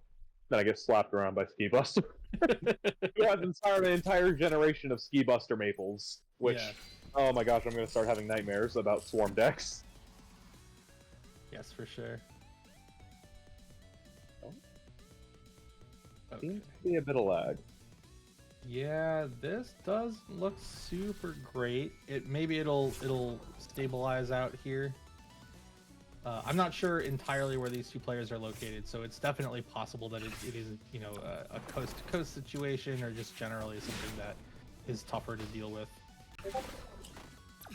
for the rollback. And rollback, while good, is there are some connections that just curse, man. Like there are things you just can't explain it. It just becomes problematic. Blue taking a much different approach than. Most Shisos, yeah. I was gonna bring it up, but they've got definitely different than Fish, and it looks like they're just kind of going for. They're just rush them down. Because most Yeah, Shisos, I feel like they go Trapper. This guy's just all in your face controlling. Mm-hmm. Playing that ice subtype is really nice too, because being able to lock them down with Frost and then unload all the shots you just gained, and then I mean they're running Rag too, right? So there's always the threat of just suddenly losing 20 HP. Hey, predicting your opponent, Ragnarok. Oh, you're 4 squares away? Well, it would be a shame if this giant sword hit you in the face. Well, you really like that back row. You know what I'm gonna do? I'm just gonna chuck this giant sword at you. I hope you don't mind. Yeah. As they're squealing as death approaches them. Mm-hmm. Especially with Celeste, 90 HP only. That hurts even more. Yeah, if at any point it's even. Oh my god! Speak of the devil, sometimes you just get comboed into Rag and there's nothing you can do about it. Jeez, that was rough. And they both had that slow projectile come out there. I really like that Blue is using the clone spell. It lets you use Mimic. Mimic is pretty sweet in this matchup. It kind of lets you use your opponent's tools. And it only costs 1, so there's totally a chance that you're going to be the one throwing, a tsunami or something, as opposed to letting them do it, which is nice. Oh, a guard break. Can we get this? Ooh, very nice. Takes out the backslash. Celeste specifically against a Mimic. If you're running a very aggro melee Celeste, and you're running all your breakouts, your shotguns, everything like that, and someone has Mimic, they're going to cancel you. Yeah, for sure. And you got to be careful there, because they cancel you. You see what happens when the dash ends. It's not right back to where you were. You're stopped right there for a moment.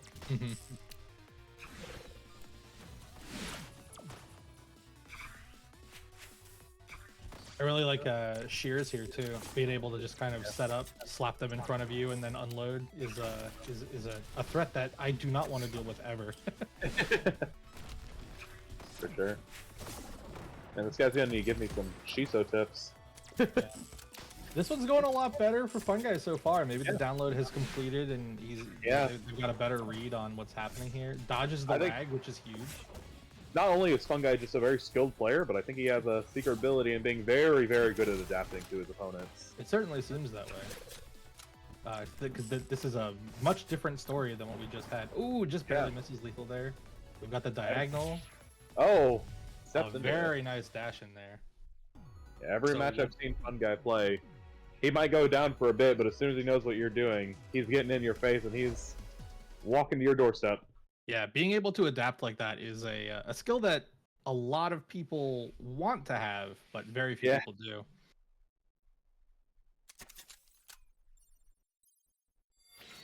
But obviously there is the one danger of if he's now down too. He has to come back for 2 more, which isn't impossible. No, it's not. Especially if you've gotten into your opponent's head, right? Like, Celeste is the kind of character that once she starts going, it can become overwhelming. It's you know, traditional pixie type character, very good movement, very, and then sometimes you just get a line ragged, and what do you do about that? But you know, this is the price you pay for playing a character that can be wherever they want to be at pretty much any point in time. Yeah. This one's very close, and there's an align rag on deck right now for blue, so we have to be very careful. Really nice dodge there with the dash. I want to say you mentioned mind games with Celeste, and I think that's actually the reason behind the slow ball. It's such a weird spell. It's like, why would you want to use it? It's 7 damage, it's slow. What universe are you hitting it in? And Fungi found that universe, and he's saying, hey, I own it. Yeah. Well, you know, for Celeste specifically, too, right? It locks down... Ooh, very nice. It locks down an entire lane for so long, right? Like a whole row is just... You cannot go here, because you might just get hit by this big dumb sword that's coming after you. But it's more pressuring than it actually is, because when you look at it in its whole, it's taking up 1 tile at most. So as long as you're not getting comboed into it, which I don't even think it pierces, like you get hit by it, it's gone. So it's more just like, it really is that mind game coming from Fungi. Yeah. Got some good initial hits out, completely even right now for both these players. Blue kind of taking it away a little bit. What we were saying earlier is, you know, because Celeste starts with 10 less HP than any other character, she starts with 90 instead of 100. Whenever it's even, Celeste's winning. You know, she has done 10 more damage to you than you have done to her. A really nice shears into the trap, but doesn't really get anything to follow it up with. And now we're gonna see the big combo. Didn't quite get enough mana for the rag in time, but good that they kept it. Ended up shuffling it away, but you know, not just throwing that out there and being in block stun for 1,000 years, or a whip stun for 1,000 years. Ooh. Very good dodge there. My heart skipped a beat. I was not prepared for that. You can't do this to me. How many frames do you have to actually dodge that? Because I have no idea. That hits me all the time. Oh no, blue.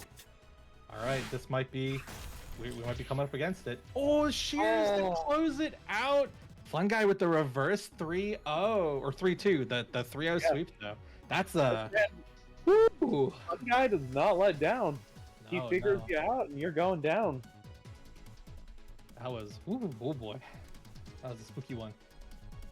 All right, well, it looks like I am going to be up next against Books, so I will. I'll see you all. Good luck. Thank you. Yeah. Okay. Wow. What? That was an intense set. That was an intense set. I was letting you guys cook on the mic, but I was like making face gestures because the face gestures no one can see. Thank you. Yeah, because yeah, that was a sick set. It's always nice to see Celeste start zooping around. We got some really interesting matches this time around. We're getting to the point where it feels like yesterday's finals. We're just getting a bunch of really good players who know what they're doing and are playing at their best. Yeah, absolutely. Just like, yeah, everyone's so good with their decks at this point, you know? Yeah. Okay, now we're gonna have a Book versus Debonair. Debonair been casting this whole time. Yeah.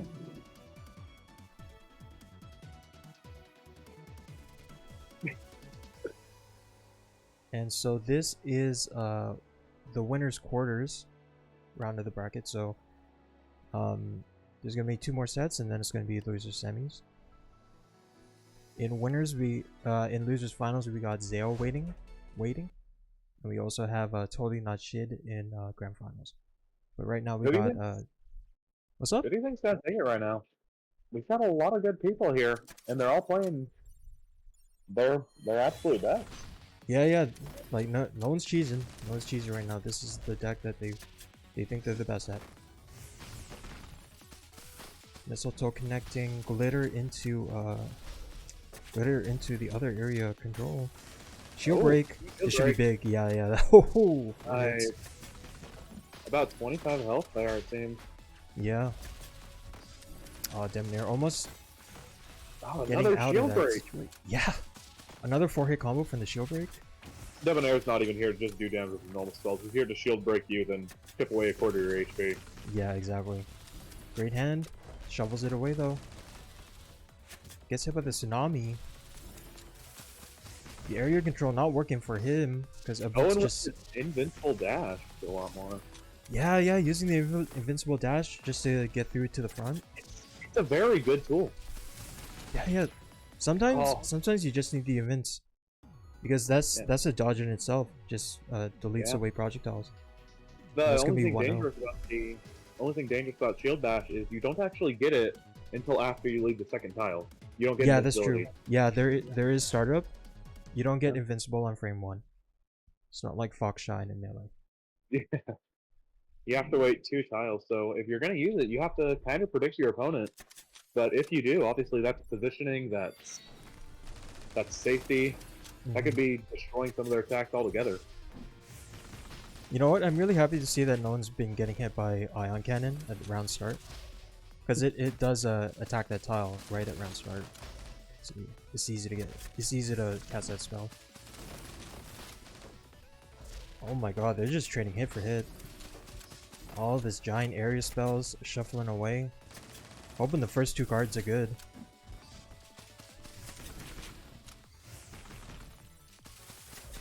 Standing in the front is Debonair, but getting countered for it. Yep. A book not getting shield broken as much, so adapting well to the pressure.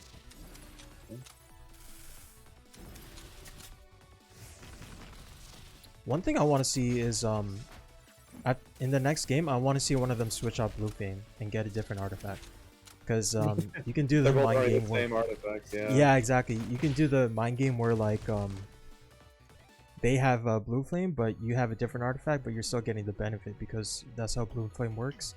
It gives both players 3 mana when the user shuffles. But I think there is also some part to mention that it's when you shuffle, you're getting the mana. Yes, so exactly. If your opponent just got a fresh hand, and they're preparing something, you can make them burn that mana. So since the mana is on demand for your shuffle, I think that's why both players would still run it. Yeah.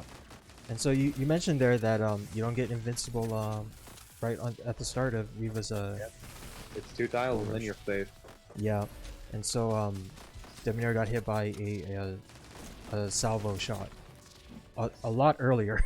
Like 10 seconds ago, and that's so long ago. Alright, what happened to a book's HP? Yep. Oh, Debonair just edging it out in these trade wars. Definitely a man who does not want to go down. Yeah. And sweeper hit. Doing a lot of work. Yep. C-toss into Vine Whip. Solid damage. I think from my experience playing Reva, whenever you start mashing that shield bash button with no reason, that's when you're starting to panic. So after seeing 3 of those, I think that Debonair is beginning to be a little worried. Maybe. I lost track of the side count. What is it? It's like 2-1 for that book? Is it 2-2? It might be 2-2. This could be the one to take it all, folks. Seth does ask me why. Up strong. Yeah. Yep, so we got the Northwind and the Salvo. Book's just coming right back though. Yeah. Eventually one of them's gonna edge out. Already down 11 HP is Riva. Finding hits from Glitter into Mistletoe. Oh, this is big. Oh no. Could have been big. A very fast push push away for Maple from a book. It's very good. Yeah. It's funny, both of these characters Whoa. are like the melee range, but Riva wants to like whiff punish Maple in that range, but Maple can just stand there and beat them because they have the extra child. Okay, now I think it's 2-2. Yeah, looks like it, yeah. So yeah, this is gonna be the last game. Whoever loses this is out of the tournament. Big stakes here. Oh no! I was applauding the players for not getting hit by Iron Cannon, but You called for it to happen. yeah, commentator's curse, I guess. Hey guys, you're all doing great. You're not getting hit by Ion Cannon. Oh, beautiful. nice dash through Salvo and Boomerang. See, because what's insane about that, you just negate 17 damage. Yeah, and then That's they're insane. down also like 5 mana too. Yeah. Salvo gonna hit with Sweeper, but they managed to dodge with Northwind. Very nice. Book is also being much more careful about, it seems to be watching for Debonair's position and trying to do more with that. That's true, that's true. Both very Okay, low. Debonair with the with Ready card one. right now. Oh. Oh no! There goes down to a stray Boomerang. Yeah, A-Book just like letting that Boomerang loose, but Debonair just chose the wrong option. They're trying to get through the glitter with his invincibility on the shield bash, but Glitter's an interesting card. We've been seeing it a lot actually. But it's very strange because if you just take your time, step out of the way, you'll do fine, and then you can dodge your any other threat. But a lot of people see Glitter and it's an immediate panic because you don't know which tile's going to be safe. There's no pattern.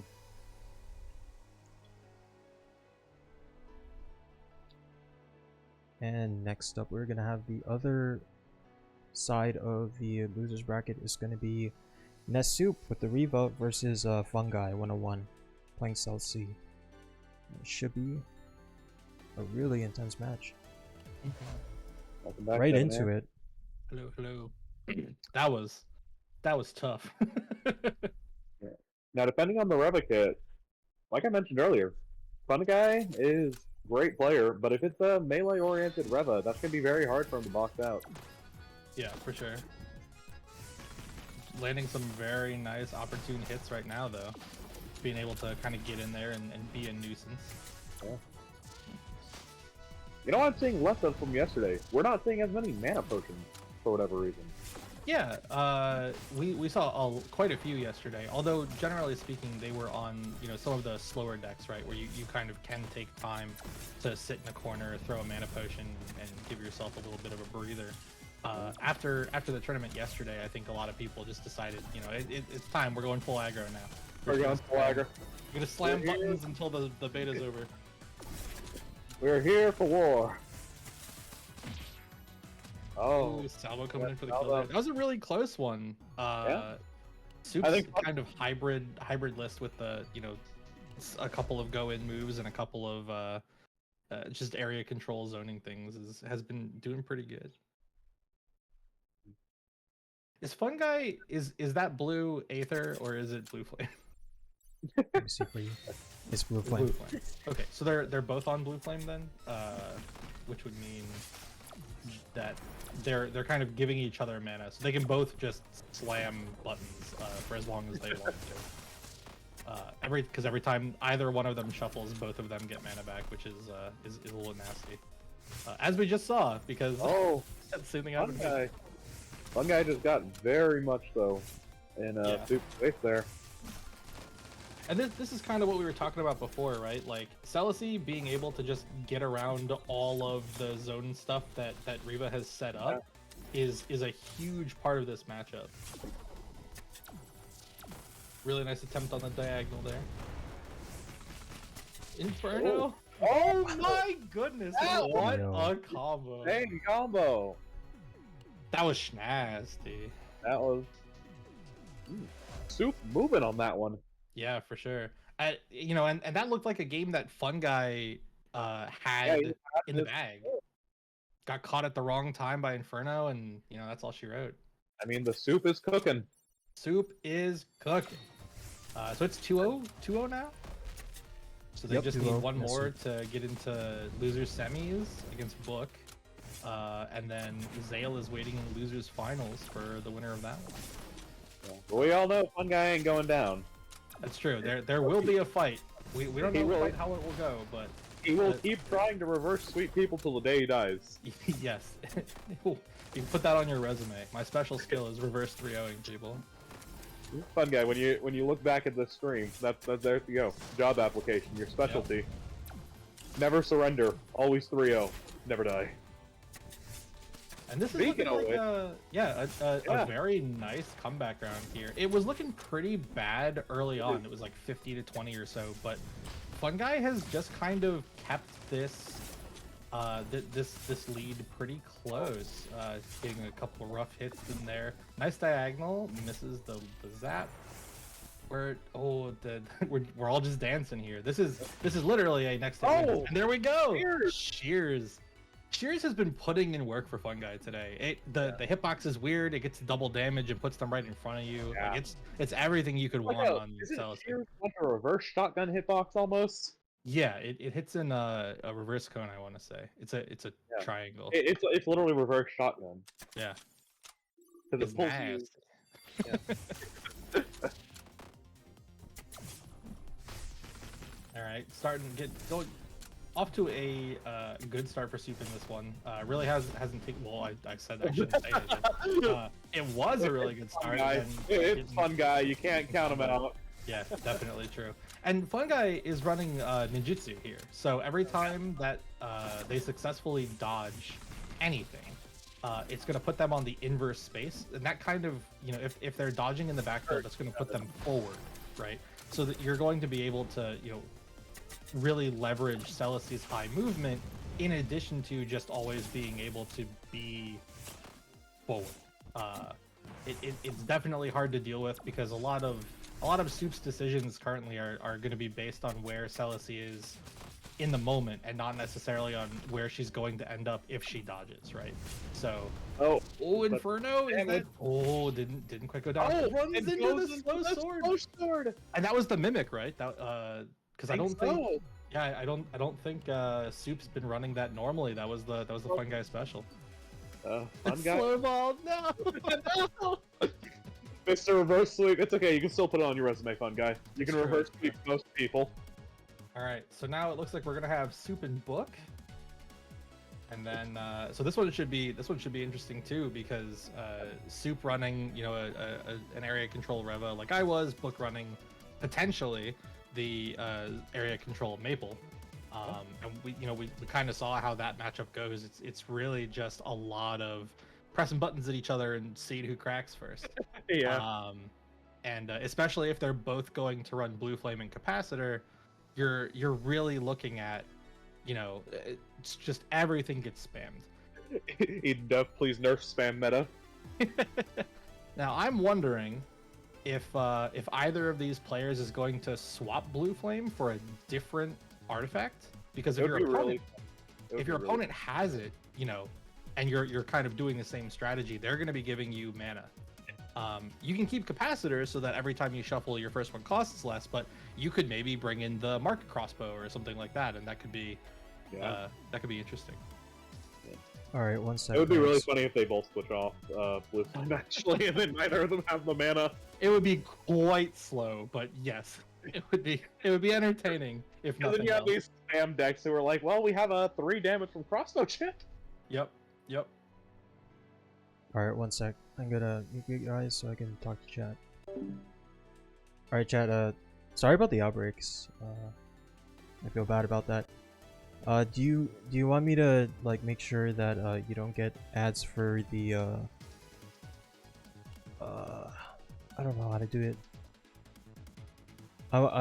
Cause it's you gotta do the ads for once every hour or something. I haven't figured it out totally. Yeah, I'll try to make sure it's not there for grand finals. Okay. All right, I'll bring it back to commentators. All right, you guys are on stream again. Thanks for waiting. All right. Well, hopefully, Grizzy didn't say anything too mean about us while we couldn't talk to you. Oh, don't worry, I'm always listening. I have the stream open. There you go, Gracie. +1 viewer. Perfect. So yeah, basically, you know, kind of same kind of stuff that we were seeing when I played Book. This is really going to come down to which one of them believes in their abilities more, right? Like Book is being able to move around, and is also playing. They're both playing Ion Cannon, which is really interesting. Yeah. They can kind of lock down those center squares to really just be a new. Oh my! Well then, all right. Yeah, I mean sometimes you just get hit by salvo into backstab into boomerang, and then that, you know, that's the end of that. But yeah, I mean both of them playing Ion Cannon means that you can really only play in, you know, the on the top and bottom and in the back, or directly up front.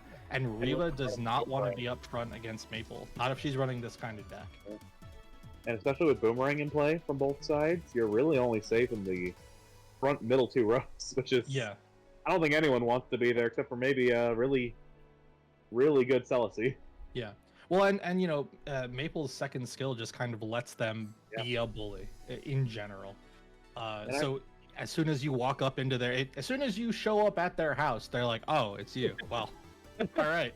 Ew, social interaction. Get out of here. It's clobbering time. Actually, it's interesting you mentioned both their skills, because I think for control decks, it's interesting since they both kind of have a one stop controlling me skill and one I'm going to continue controlling you skill. Mm-hmm. Reva with the Diag and then the invincibility dash that's timed well, and then Maple with the seed and the pushback. Yeah, and I think that seed is going to be kind of a big deal in this matchup, because like we mentioned, Reva can play up close, and a lot of her kit just generally wants to be up close and personal. But I would like to, you know, I feel like I would want to see Book kind of try to get some seed setups in and pull them through these big spells like Salvo or Sweeper, right? Like if you can pull them into those hitboxes, then you're really controlling the space pretty well. Slow Ball just kind of casually leaving, and I guess that was actually Soup's Slow Ball. That was not the that wasn't Fungi's. Unless they added it in between matches. Potentially, yeah. Right there. And I mean that's a quick 2-0 for Soup. Oh. This is just, you know, pretty straightforward as far as this matchup goes. We're hoping that you know, Book can start pulling it back, because obviously the more duelists we can see before the alpha's over, the better. Yeah. Don't kill us now, Book. We want more hours. Yeah. I feel like, you know, we're gonna see some choices specifically to deal with the things that Book is having trouble with, right? They've been playing this, you know, they've been playing the same game as each other, and it looks like Book is changing it up. They have Capacitor and they have the extra HP. It looks like, so they'll be starting at 108 instead of 100. And this is the kind of thing we were talking about, right? It looks like the deck didn't change too much. But they took off Blue Flame, right? So now they're not going to be. All right, Inferno. They did add Guillotine. I haven't seen this one before ever, so I don't actually know what it does. I'm fairly certain it's what, if your opponent has oh my, I'll need to look this one up. But I think if your opponent has more health, then it's like 1.5 times damage. Hit a wide area 4 tiles away. If your target has more health, then you deal 1.5 times damage on a 10 damage move. Ooh, so it can go up to 15. That's nasty. Hey, that's a comeback factor, especially in the end game. Think about an end game there. If you're both on low, that is a lethal move right there. Yeah, definitely. And that, I mean, that move by itself, right? We've been talking a lot today about Tsunami into Boomerang or Tsunami into Backstab, because that's kind of like the bread and butter. That it's really reliable. You can always get that to happen. I mean, if you land a Guillotine, it does the same amount of damage. Yeah. So you know, Tsunami combos into everything. Tsunami into Sweeper, Tsunami into Backstab, Tsunami into Boomerang, Tsunami into more Tsunami because your opponent walked. Yep.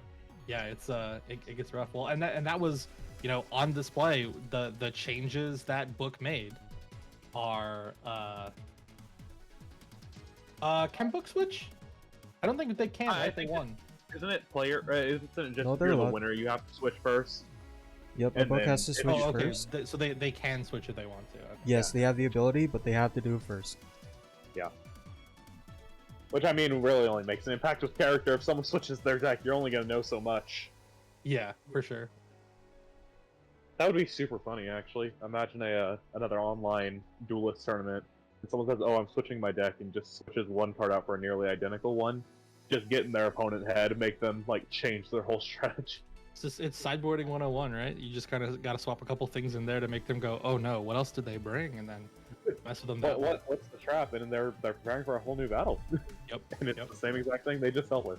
It's those mind games, right? Not only pixie characters. Everyone can have mind games, and in this case, we've got zoners doing zoner things to zoners, and it's tough. Yeah, this is a mind game type of game. You Mhm. have to get in your opponent's head and stay in their head. Yeah, for sure.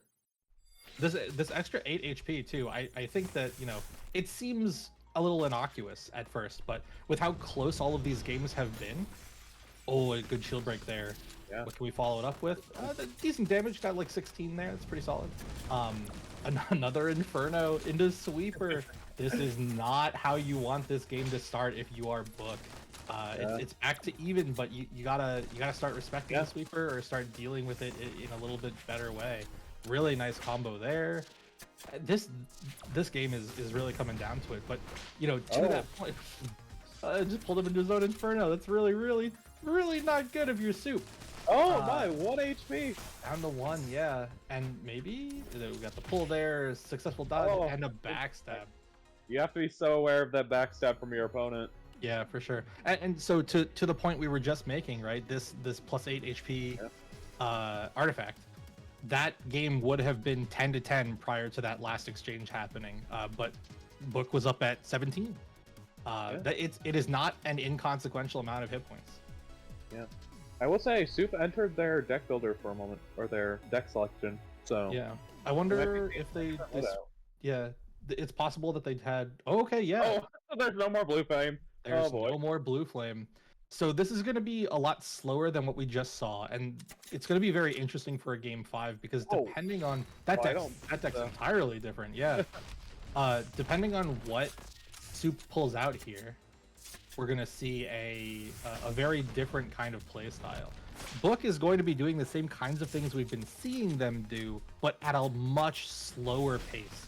Yeah. They can still, shuffle to get the cost reduction on something, but generally speaking, everything they do is going to be a lot more committal because they just don't have the ability to give themselves that extra mana back to do things. Crossbow 2 just interrupted. That was a pretty sweet combo, and that was Bouncing Blade. We were talking about it earlier. It might have been in a Soup game actually, but we were talking about it earlier. When you throw it, it reflects back to you, right? It bounces back to the space you threw it from, and if you catch it, you throw it again immediately. It doesn't cost you any mana. So if you can get them locked down with a snare or a frost proc or something to that effect, and then you can chuck that at them, you're kind of putting them in a no-win situation. They really have to pull something out of thin air to do it. And there we go. Yeah, that was a really nice play there. This is what you were talking about. I'm just gonna go switch my whole deck for game 5. Yeah. You either know what I'm doing or you don't. Yeah, if you play, I think that's really kind of the one flaw of these swarm decks is you just have to be ready for so much. Yeah. You really do live and die by your opponent's decisions, right? A large part of playing becoming the Toho character, right?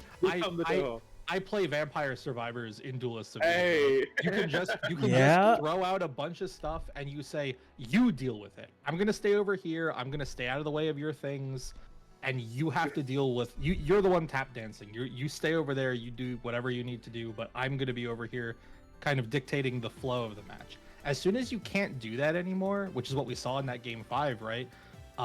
Everything Book wanted to do really slowed down because there just wasn't the mana to support that. The standard space control deck runs a pair or a triple of 3s, and then a single 1, and everything else is 2s. So like you really need to have really good mana management in order to deal with what's going on. And so, you know, because Soup didn't really have to mess with those things, all of their stuff was a lot cheaper, and they kind of put themselves in a really commanding position because, you know, they were playing the same strategy, and they're like, all right, well, if you don't switch after I switch, you don't have mana, you know, and then it swapped completely on its head. Yeah. So this one should be really interesting. We're going into losers finals now. So the winner of this best of 5 is going to go up and play Shid, who has been patiently waiting, resting on their laurels in grand finals. Shid is sitting in his like super chair right now, just watching it go. Yeah, we pulled out the supervillain throne, the spinny chairs. We're big chilling.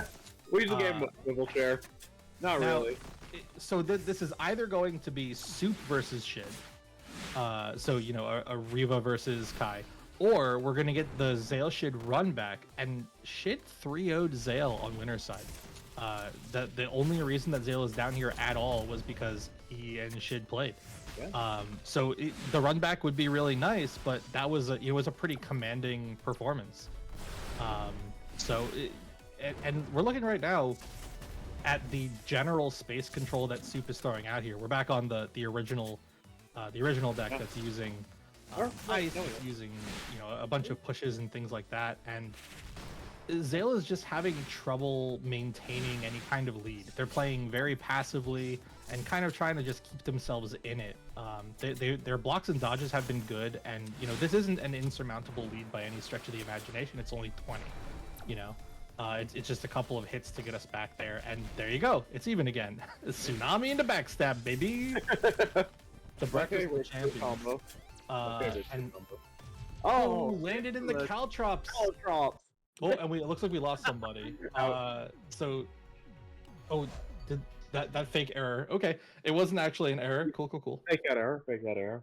So, interestingly, Soup is playing a more movement-based strategy here, not going for the same kind of zone control we were seeing before, but this is closer to what you would expect on a Violetta or a Kai, right? You're looking at using the mark on the bow to kind of see what they do. We talked about this earlier. And then caltrops, you know, Gust does a damage now for 0, and you have the ability to bump all your other stuff up. Hitting Tsunami now, if you get them for the full thing, is 12. Backstab is 9 because it pushes them forward. Like, there's a lot to like about this setup. Yeah, very good artifact, but there is so much that does push you and pull you. Yeah. One damage in a game where you only have 100 health that'll bring you miles if you got the right spells. And sometimes you only have 90 if you're playing Cecily. Cecily. I mixed up the L and the C again. I've been doing that a lot recently. I've been so good about it today, but I messed it up. Yeah, don't worry. I apparently butchered Celeste is apparently how you're supposed to say it. I always thought it was Celeste. Me and all my friends. I like Celeste because, you know, it's the melee character. You're slicing them. You're the melee person, right? It's like it's ice too. Yeah. But yeah, I can see that being, you know, it is what it is. Yeah. Really good Tsunami there. Yeah. We're kind of back in the same place that Zale has been in. Ooh, a really nice pull into push slash. But that was kind of what we've seen from Zale, right? Really solid neutral play, using ninjutsu to dodge around, make sure that everything is kind of going more in their favor, and then they're also using the slippers, right? So when you dodge, you get mana back. So they're everything that they're doing is kind of based on dodging these big AoE attacks. You get to cast Blink, which is you teleport forwards and you pull them towards you, which of course then lets you bonk them with the giant wrench, which I think is the highest damage normal melee in the game. It does 5, which is a lot. Like that's a lot of damage. Can you dodge a wrench? Yeah, and most people, the answer is no. Not if you're getting pulled into it. Wrenches hurt? The combination of ninjutsu and slippers kind of lets Zale play this like more passive defensive game and really just focus on responding to what their opponent is doing as opposed to being the aggressor. And you see it like in spades here. Soup is throwing out everything they have. They're pressing buttons like their life depends on it, and it does. But getting caught in the block stun there and getting taken out with some missiles is how that one's gonna end. So, Celeste? all right, we're switching to Celeste, and this is kind of Perfect. this is the same kind of counter pick that we've Oh. seen. They're doing the same thing. Artifact. It's gonna be Oh my. Dodge City. But this is the same kind of counter pick we've seen a couple times, right? If you're playing very passively and you're trying to control space, it makes a whole lot of sense to be at their house, get into their space, be on their side of this game, and just make them like, you know, really have to consider spending the time and mana to cast things. And it's paying off pretty well right now. Zale needs to adjust to this new kind of game plan. There's go ahead. Just a small thing. If Zale is aware of what we said earlier, like with Celeste, she gets in your face, she's in your house, so it hurts control. But I'm also noticing Soup is taunting an awful lot. I'm not sure if they're trying to like really get in there and make them panic and push something they shouldn't. I'm not gonna lie, I didn't know that you could taunt in this game. You can. It's I didn't know either because I play with PlayStation 4. It's the middle button. Oh, there you go. Yeah. Reva has a very nice one. The taunts are actually all really great, and then you just have Shisa who unloads his guy. Poor guy. That's tragic. Oops, I messed up. I guess I don't get to play the game anymore. Unfortunate. But yeah, I mean, you might be right? Like, because both of these characters are playing... Oh, okay, the snowman. Because both of these players are playing this very dodge-centered game plan, pressing anything and then, you know, seeing if they react to you doing something instead of, you know, specifically you moving or you casting a spell gives you a lot of information about the kinds of things that you can exploit. Yeah. And it looks like it's working. Soup is taking it slow and just kind of maintaining this life lead, which again on and it's gone. Okay, but on Celeste, when it's even, you know, Celeste is winning. So it, you know, both of these players currently are just sitting at a everyone's in the healing portion of their health bar right now. Until somebody gets back to 13, every time you hit with a spell, you're going to gain some HP, and then you passively gain one every couple of seconds. So we're really going to see everything kind of slow down here a lot until someone feels like they can go in and end it. And it's really, a very, very nice mistletoe to take that game. I think Zale acknowledged what the problem was there later on, because you noticed him playing much further in the back as the match went on, compared to his normal... I wouldn't say exactly like front lines, but he was definitely getting closer for something that actually has not been discussed a lot. The fact the closer you are, more mana regen, obviously. 1.2 times, small but significant. Oh, and I think that was definitely I was not aware of that. That is important. Yeah, if you look at the bottom of the field, you'll see 1x, 1.1x, and 1.2x on the very front row. Do you see that? Ah, I do. That's mana regen, yeah. Neat. So, well, yes. You benefit from being up close. Yeah, very, very, very good. The other thing that Zale is trying to do here is Hazel's primary, you know, basic skill puts down one of those boxes. That's where these boxes keep coming from. And being able to put down one of those and just kind of camp behind it to evaluate the field and decide if you want to make any decisions is going to be kind of important. Yeah, because we had like 5 seconds in the last match where Zale's just chilling behind a box, Soup's just taunting. Taunting up at the top, yeah. They're respecting each other. Oh yeah, yeah, and a lot of this matchup seems like it's going to come down to that mutual respect, right? Hazel wants to get in there and bonk you, but just doesn't have the mobility that Celeste has to get you. And at the same time, Celeste wants to get in there to mess with Hazel, but if you get counter hit on the way in, you are going to eat a lot of damage on the way out. And we see the return of Slow Ball. It's such a silly card. It's very funny, but it's serving a very important purpose here, right? Which is Zale is the one throwing it out there, which means that Zale is saying, if I sit in this lane, you have to compete with Slow Ball, right? You can't just jump at me when I'm here. You have to deal with this. And it's working out pretty well. Soup needs to find a way in, but with 1 HP and a dream, you know, this is a very, very tough spot to be in. Although it is not by any means, you know, neither of them are down, except now backstab coming in clutch. Yeah, sometimes you just mental stack yourself, you know, it happens. Yeah. All right, so Zale going back up. That was a good run from Soup. Yeah, for sure. Getting all the way to, I mean, that's third place, right? Getting all the way to losers finals is nothing to scoff at, nothing to shake a stick at. And then, you know, I mean, they beat some serious contenders on the way up here. They beat Fungi, they beat Book. They beat the crap out of me, which I'm not sure if I count as a contender. And that was actually, I didn't realize this. Zale was the one who put Soup in losers originally. Yeah. So that was a run back. It was 3-1 in winners in round 4. So right before that would be winners quarters, right? So Soup went down to losers in quarters to Zale, and then got double jeopardied in losers finals. So yeah, I mean, this will be the potentially last set, but definitely the last pair of sets for today. So we're expecting to see. Oh, is Shid gonna play Celeste? We are taking a break, so maybe we're just preparing some counter picks.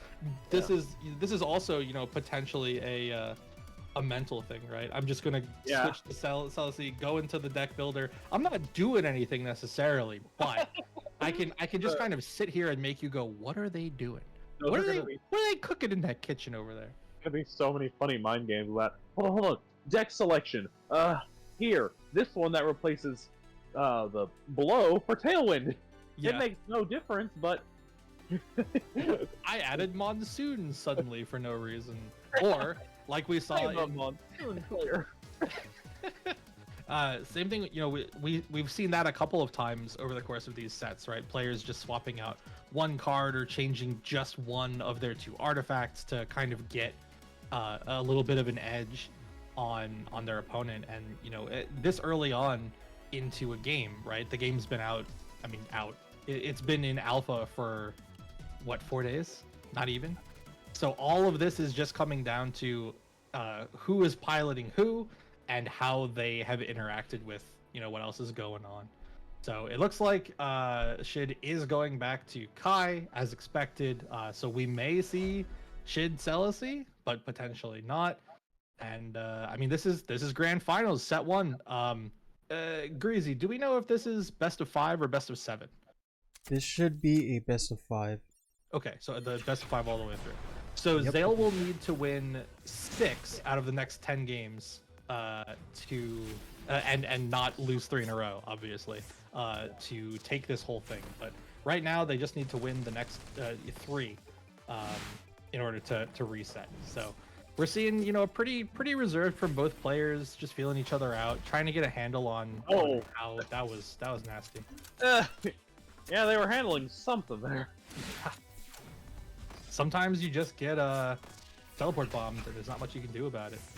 Saw Bouncing Blade there, and the Disruptor, the Integrator, that moves from top to bottom. That spell has been putting in so much work for Shid today. I just don't think anyone knows how it works. Yeah, because you just go in and it's this wacky invert. Mm-hmm. And I mean, that you couldn't write it up better than that. It's just a very simple align into backstab to close that one out. Shid is really feeling themselves. They are not going to change deck too hard. Like we said, right? It's day 3.x.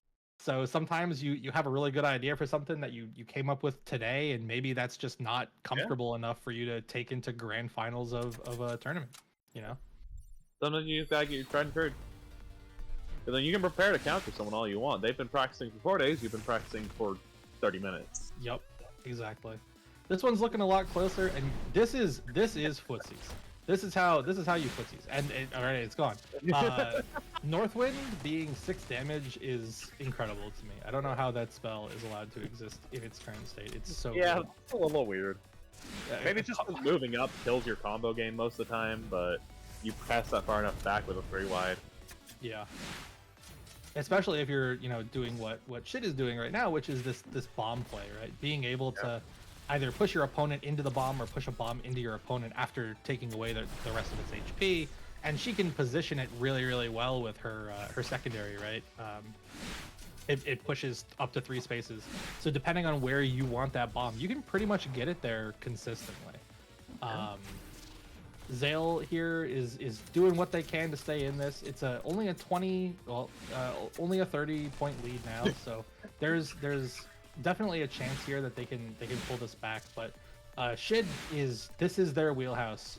They have a life lead. They don't have to commit to anything. And you see right there, you know, as soon as Zale committed to a big option, Shid press the button. You know, it's just like, all right, well, if you go here, you die. Good luck. Shid is just beyond confident in his play right now. You can see it in everything he does. He does not like stutter his attacks. He just goes. Yep, 100%. This is definitely someone who has played not necessarily this matchup, but just played this Kai setup quite a bit. It's no wonder that they did as well as they did in the big tournament yesterday too. Yeah, right? Like this is just very, very solid play, and a lot of it just comes down to like being comfortable. We mentioned earlier, we haven't really seen anybody else using inverter. We haven't really seen anybody else using a couple of these cards that Shid has in their deck, but they are using them to such high potential and quality of buttons. You know, it's hard to argue when you see this kind of thing in action, and I can promise you that people are going to look at this and say, all right, I'm gonna put inverter in my deck, and it's just, but it's gonna be so hard to use. Yep. I think that's honestly where the popularity of the kind of like spam deck from Ski the other day came from. It's very easy to pick up and people to learn. Yep. But then you looked at things like Megalo, and you're looking at Shid right now. They're the sign of someone who has practiced here. Yeah, these setups are things that they have experienced these situations before, and it's very, very clear that they have quite a bit of game knowledge to back up the plays that they're making. Yeah. And this isn't to say, of course, that Zale doesn't have that. They're doing just fine. It's just Zale's doing great. We haven't really talked about them much because they've been unfortunately getting very bullied. Yeah, but you know, they're keeping this game very close, and ultimately the only thing that's really standing between Zale and a win here is quite possibly the best player that entered this tournament. Zale is on that's a really unfortunate gust into bomb there, but Zale has made a really solid losers bracket run so far. Yeah, Zale really came back kind of as just out of nowhere, playing the game super well. Yeah, I mean the fact that they were in winners until winners finals, and then won, you know, a very close set in losers. You know, they're warmed up, and Shid is still playing this confidently and this well. Yeah. I mean, that's the end of it, right? Shid just won 3. That's 3. So I mean, that absolutely wonderful to see that that grand finals there. Iretta again just showing that space control, while it's funny in the spam deck, is much more fun when you can push people around and you know, using bombs and inverter and all kinds of things. Just no one else that we watched today was really doing anything similar. I think that's what's so fun about this game though, and I think what's going to give it its really great feel is you can play unique and you're still going to kick butt. Yeah, for sure. There's a lot of different ways to take pretty much every character, and the fact that everyone has access to everything really just lets you experiment with the character you like, you know? It really just showed up and showed us you can do what you want to do, you just got to be practiced enough at it. Yeah, and so now we have, over the course of 2 days, 2 Kyretta players winning both of the alpha tournaments. So Shid is going to be, you know, the winner of the last alpha tournament before this game goes dark again for a while. So we're going to be looking forward to that. And then you know, I mean, Mang won yesterday and then beat Edendev too, right? So like these 2 players, man, Edendev put up a fight. Yeah, for sure. And both of them were in top 8 yesterday, so they both have alpha access. If you think they're scary now, wait until 4 or 5 months from now. They're going to be absolute monsters. there. All right. I will fear these men when I buy the game, and then I see totally not Shid and unrated. Yeah, for sure.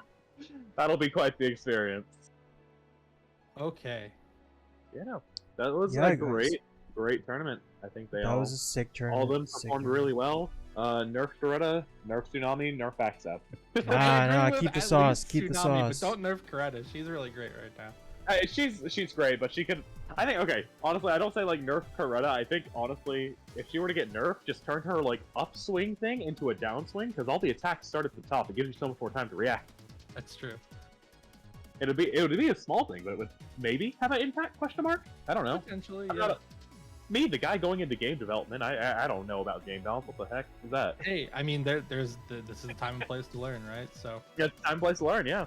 I mean, Well, hey, that fun story. For me, is the whole thing that like inspired me to go into this thing. Thanks, TMK, if you hear me. Nice. Well, And, this has Hello, been guys. this has been quite a fun day. I greatly appreciate Greasy and Pika for hanging out on the mic and Oh, chatting yeah. through all these things. Yeah, you guys great been job. amazing. Thank you so much.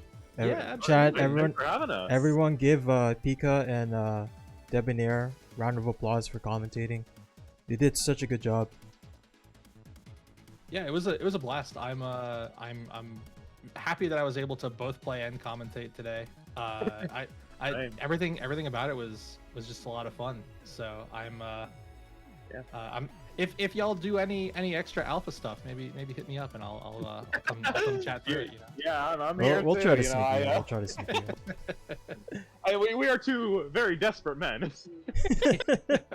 We just want to play the game. Debonair, we're running out of time. We gotta go play Reva duos. That's true, actually. Unfortunately, this is the last that I'm going to be able to do with this game. I have prior engagements that I have to get to. I don't even get to fight the Reva man. I know it's unfortunate, but I can promise you that 5 months from now we will play. We will play again. I can I'll be guarantee it. halfway across my country. Thanks, college. All right, well, I have been Debonair. This has been my co-caster Pika Pow 12 and Greasy. Thank you so much for the stream. We bid you all a wonderful night. Yeah, if you want to keep plug up with- anything you got, feel free to. Yeah, Feel free if you want to plug I'm just anything. allowed to be a free sellout. Yeah. I am good. You're in it, I bro. have nothing else. I have a YouTube channel. I'm working on a One Step From Me tutorial series with Lufo, and I plan to do a lot more with One Step From Me, and eventually Duelist when it comes out. So if any of you want to play One Step From Me, very good game, $20.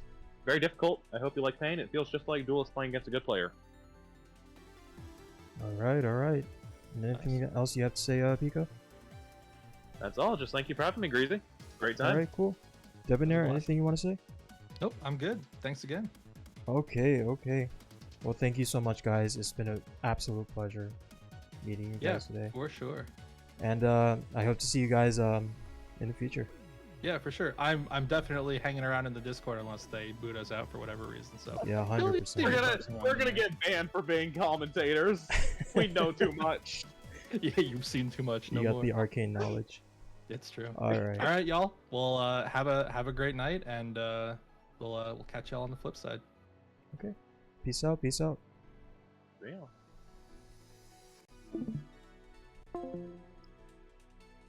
Okay, chat. What a tournament.